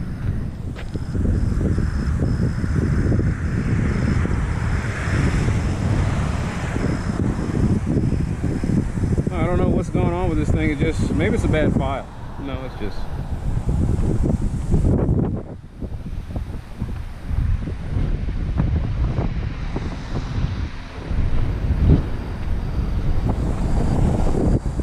So the best of classical music, which is right. It is. This is mostly classical. This is not the era I like. Can't even mention what my favorite music is. Wait a minute, this is Tchaikovsky, which is not classical music. What's his time period? It's modern.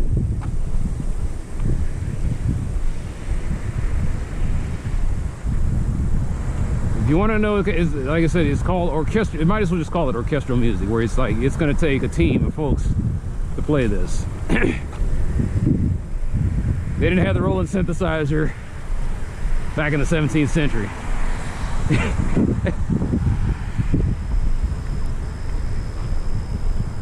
Giorgio wasn't on the scene yet. Maybe there was a Giorgio, but he was a Giorgio Giuseppe something something something. He had land and title.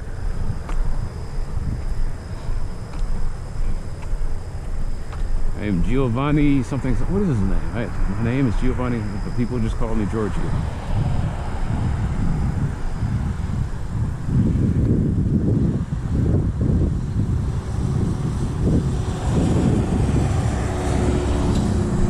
I never know if I'm supposed to report stuff like that in. I just know that they're wasting water.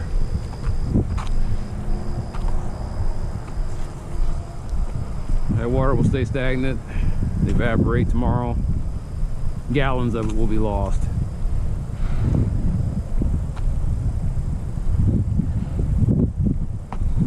All for a city project that, like, it would be one thing if they were growing all of this and they were cutting, it was like growing alfalfa out here and cutting it down and serving it to cows and horses. This is just going to be switchgrass that one day they cut out and they're going to take over to the compost heap down there and it'll rot away and wash, rinse, and repeat.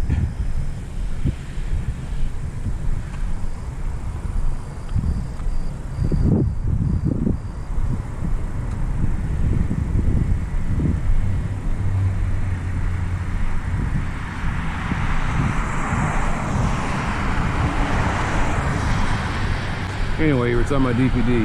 Yeah, just like I said, I look at them the same way that people look at me when I go through their neighborhoods. Like, this dude looks dangerous. Is he gonna go off on me?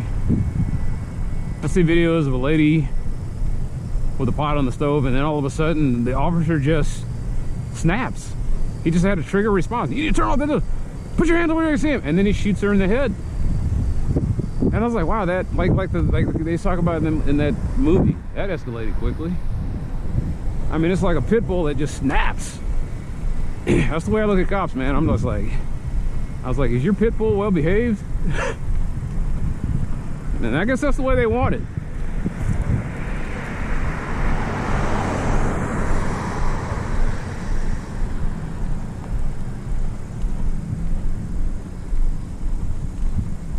Doesn't matter what color the cop is. There's only one race, and that's blue. Blue men are terrifying. Blue women too, I guess. And then sometimes I see little cracks in the armor. I know they're not invulnerable. I know that they are definitely flawed. And I see this poor cop in a patrol car by herself begging me, sir, have you heard anything? Tell me something.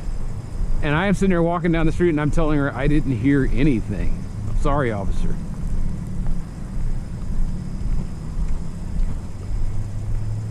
Versus, that's the good cop. That's the one that's trying really hard. God bless her. Versus, hey, I just heard some gunshots. Call it in. I think it's coming from this location, blah, blah, blah. Well, sir, did you hear anybody screaming? And I've gotten to the point where I sound like them now, where I'm just like, hey, I know you guys aren't going to really do anything about it, but I just thought, you know, I just wanted to let you know that so you could track it. I don't even think they're tracking it. One talk with the folks in West Dallas, they were like, yeah, no, they don't track it unless there's bullet casings. And I was like, so you're not triangulating? No.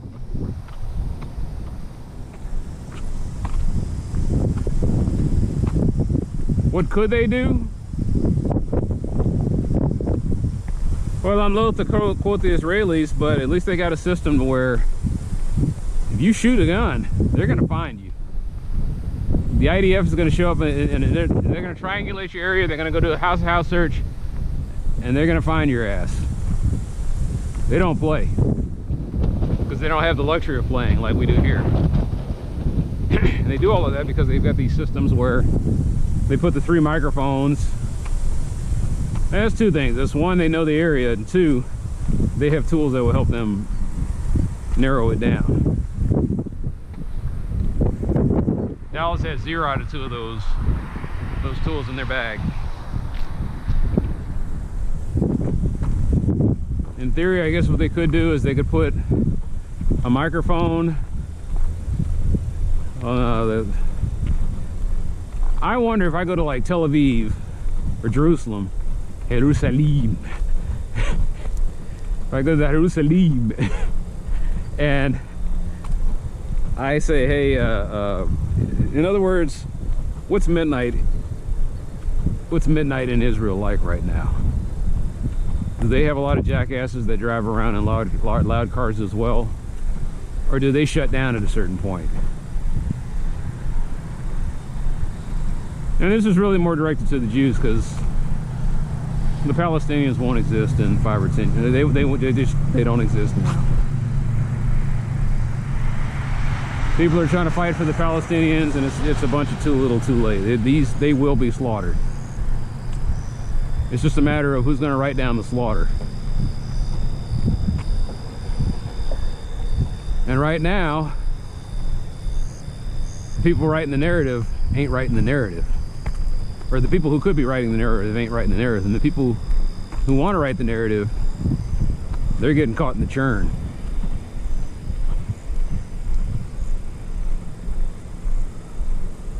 And it's a weird thing to see genocide in your lifetime. Like, you hear about it, you read about it, you think it's terrible, it's awful. And when you see it face to face, it's even worse. Little kids with their arms and legs blown wide open, and the bones are just shattered to pieces. That kid's gonna lose that limb if he survives. Just blood everywhere.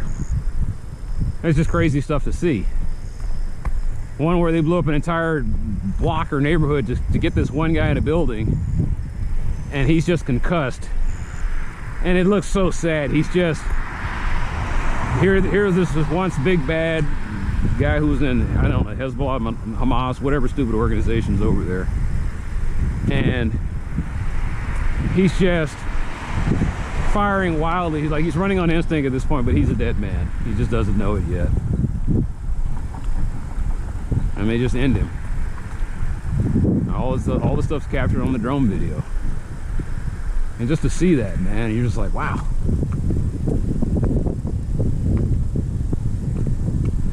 Sometimes I see true evil, or I see something going wrong, and there's like a 5-second disconnect. Like my brain automatically has like television filters built in. It's like, hey, we got a 30-second delay. And I'm sitting there looking at it, and I'm like, that didn't really happen. Or that happened. I was like, am I imagining this? Like, you doubt what you see. And then you want to keep going. Like, your body, your legs are saying, keep your ass going, Negro. But the rest of your brain or your morals are telling you, hey, you need to stop and turn around and look at this and focus on this. And I see the wrong, and then I'm compelled to do something about it.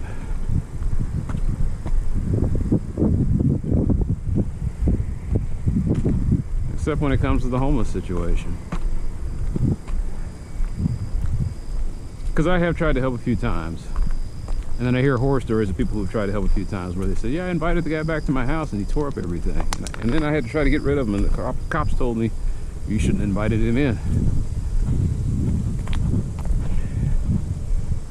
You have now invited him as a tenant, so he has every right to be there, tearing up your place and flipping out. The next thing you know, you're trying to get an eviction order against them. He's torn out all the wiring in your walls,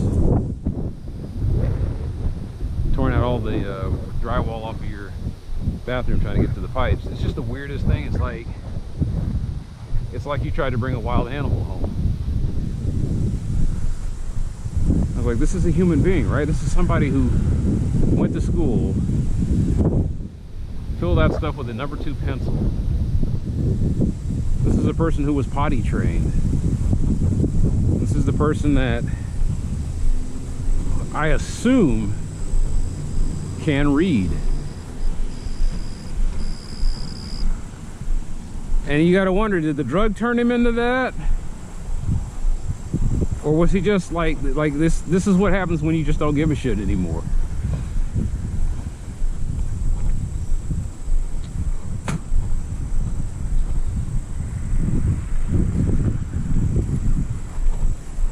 Have you ever been homeless?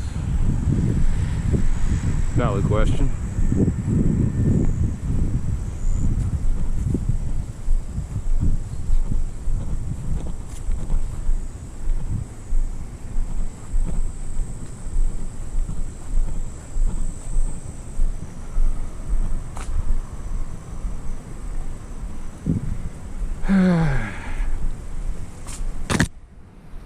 No, I go through this every 3 or 4 months. Not the homeless thing.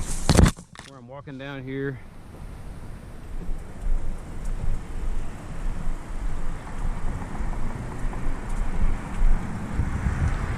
Oh, yeah.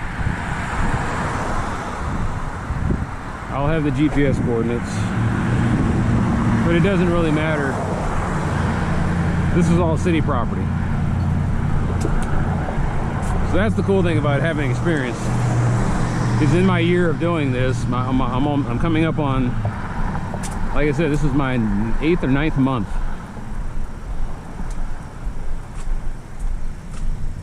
So this is all city property. The address is 3700 Shorecrest.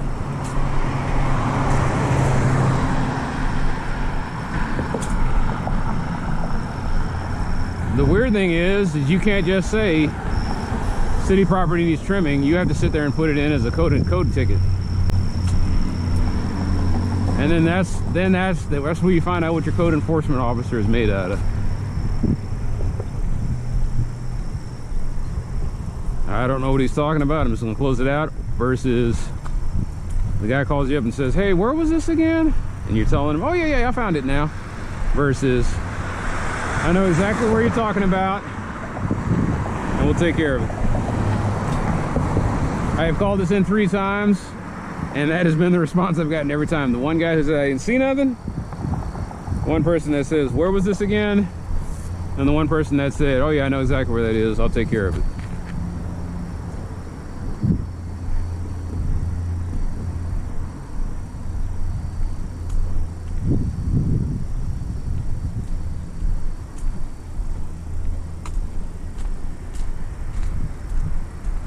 No, just listen to Ode to Joy in the original German.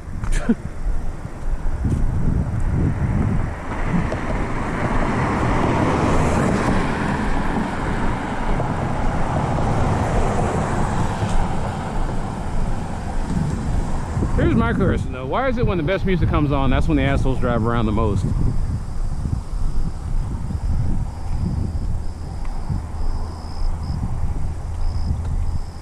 I could have something in my grab bag that's like the worst dubstep music that I've ever heard, and it'll be as quiet as a church. But as soon as Ode to Joy hits the crescendo, I got these dick bags sitting there driving it by every 5 seconds. It's confusing. First it was an arrow that went this way, and then I'm noticing that somebody put the thing on here. Why is this here? That's the question you need to ask yourself. Why is this here? Anyway, it looks like the spider came back. So my guess is she didn't get blown away. She just went up there, and now she's coming back down.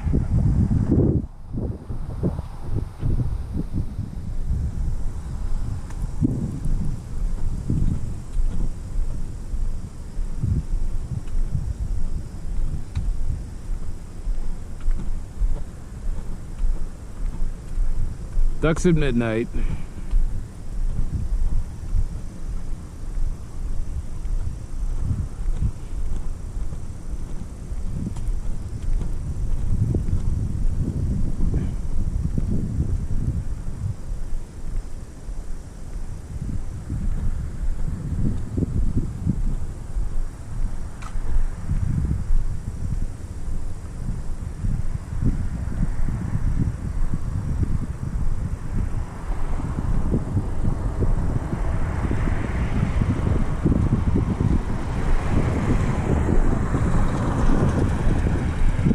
Earlier I had said that Dallas is a dinosaur too dumb to realize it's being eaten.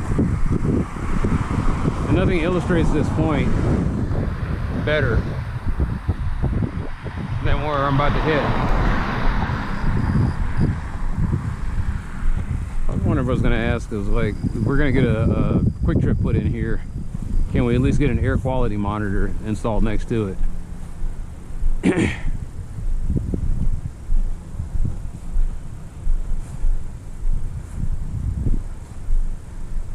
It's going to happen. How fast will they move? Will they build a sidewalk that goes all the way and connects that other part?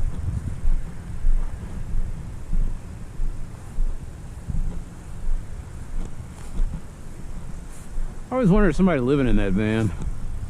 Never see it move. But yeah, when I say the dinosaur, this. Now here I've been taking pictures of this for about 4 or 5 months. And I thought this was a slam dunk. You just come down with some paint and you just get over it. And I've had the hardest time trying to get somebody to do something about this. It's like TxDOT says, oh, it's not us, it's City of Dallas. I know I've said this over and over again, but it's just like, are they still having a jurisdictional battle or what?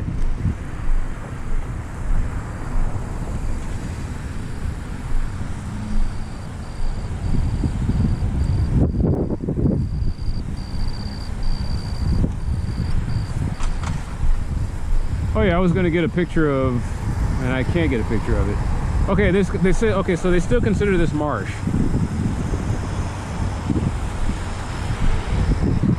I've complained to the state, complained locally. I wonder if I have to go federal at this point. Marshland, okay. Wait to cross Northwest Highway at Marsh. Wait.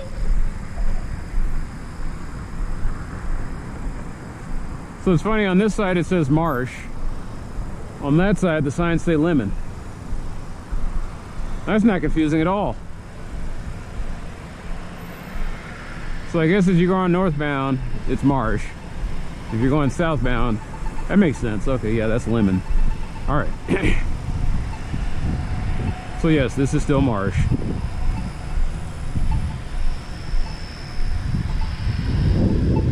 So I guess I have to say Marsh and Northwest Highway.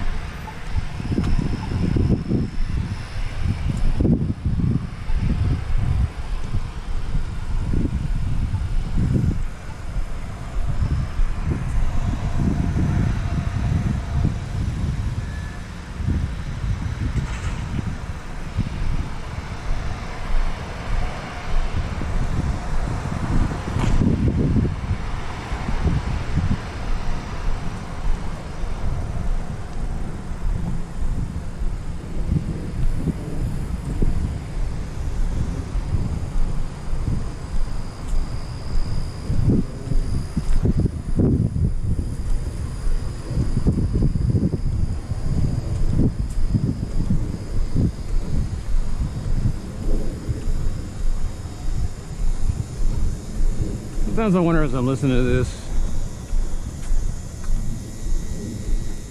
did the people who, when they first sang this, the crew that was doing this, what were their emotions? Like, did they sit there and they say, man, this Beethoven slaps, man? Or was it like, this Beethoven's a taskmaster, I'll be glad when this damn show is over? Or was it like, I just want to eat and survive smallpox?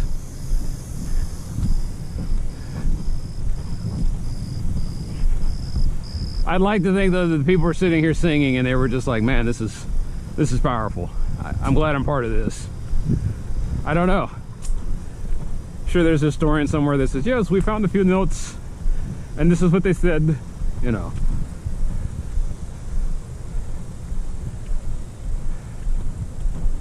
I don't know what today's artists are like. Are they sitting here singing this and they're like, ugh, Beethoven again? It's like, what's wrong with Beethoven? It's like, there's nothing wrong with Beethoven. It's just that I sang this when I was in boys choir. I sang this when I was in secondary school.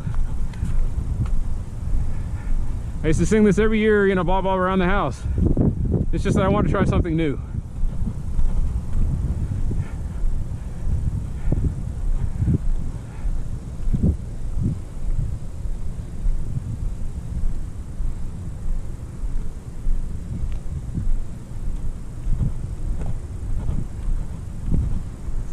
Man, there's nobody here.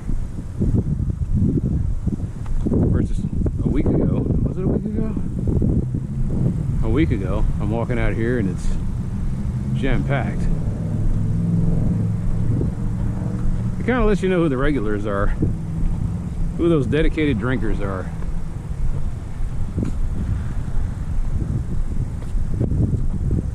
Like this guy with an inspection sticker that's 2 months out of date.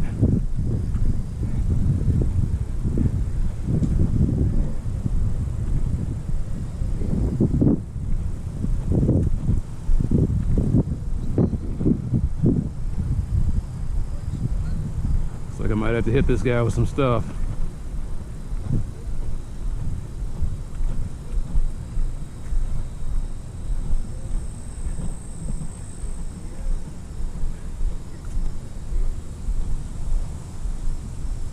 Probably thinks I'm one of his figments, but I have to assure him that I am very real.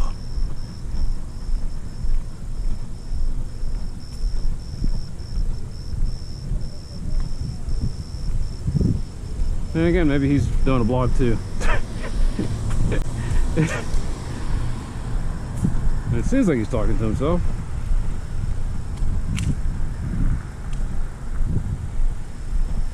It's a hell of a gear change, isn't it? Like, I'm having a conversation with myself for about 2 hours out there in the nice area.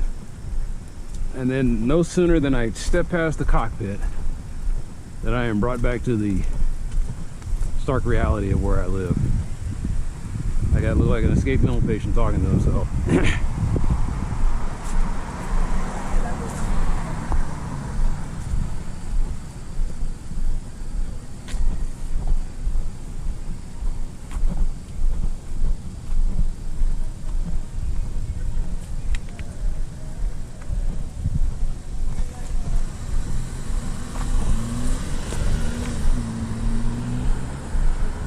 Sometimes your biggest threat is not the guy on 2 legs, but the asshole on 4 wheels. All right.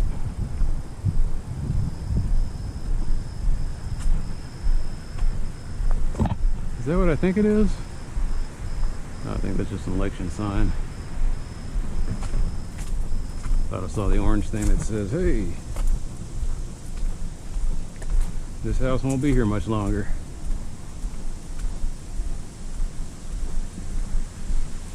I'm confused. Like every time I go by this house, I'm confused by who lives here. Because at one point, there was a person living here that was actually running for city council, or they were running for something.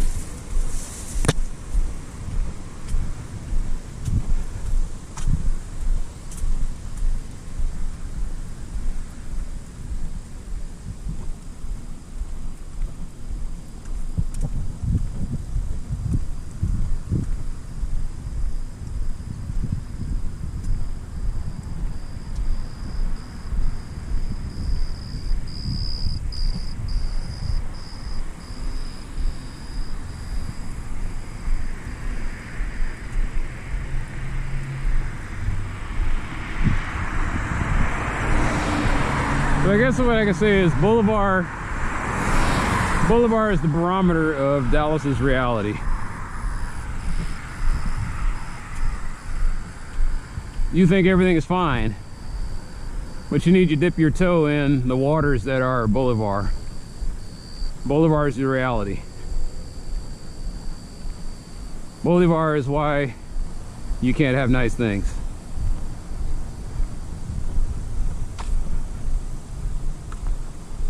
Boulevard is the doom of humanity.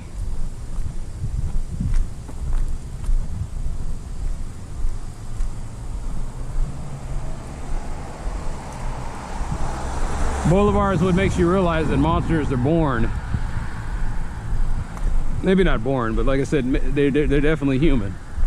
Or at one point they were human. Boulevard is where the monsters live.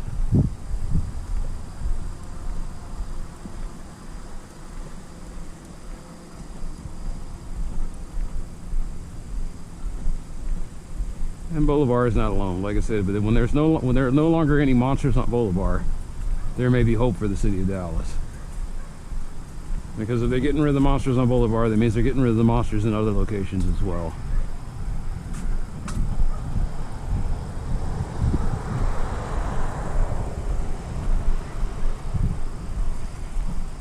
These are not assholes. These are not whatever the other negative term. These are people. These are dangerous people. These are people who do not care what the rest of us are doing or trying to help out with the rest of us. These are people doing their own thing.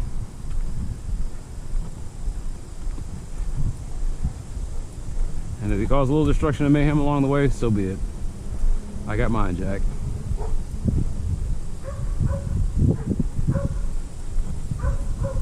So Boulevard is that test.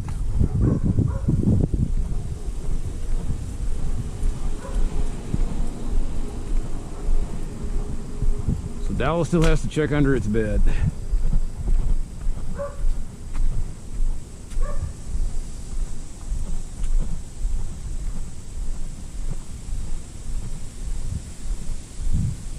So it can't be that bad. Oh, you're so naive.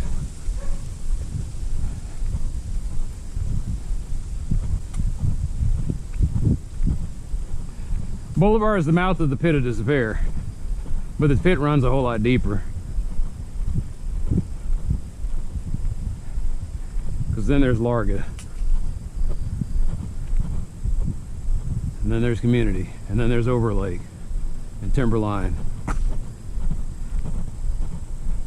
All those places that I don't like going there when there's bright light and sunlight. I can only imagine what it's like in the dark.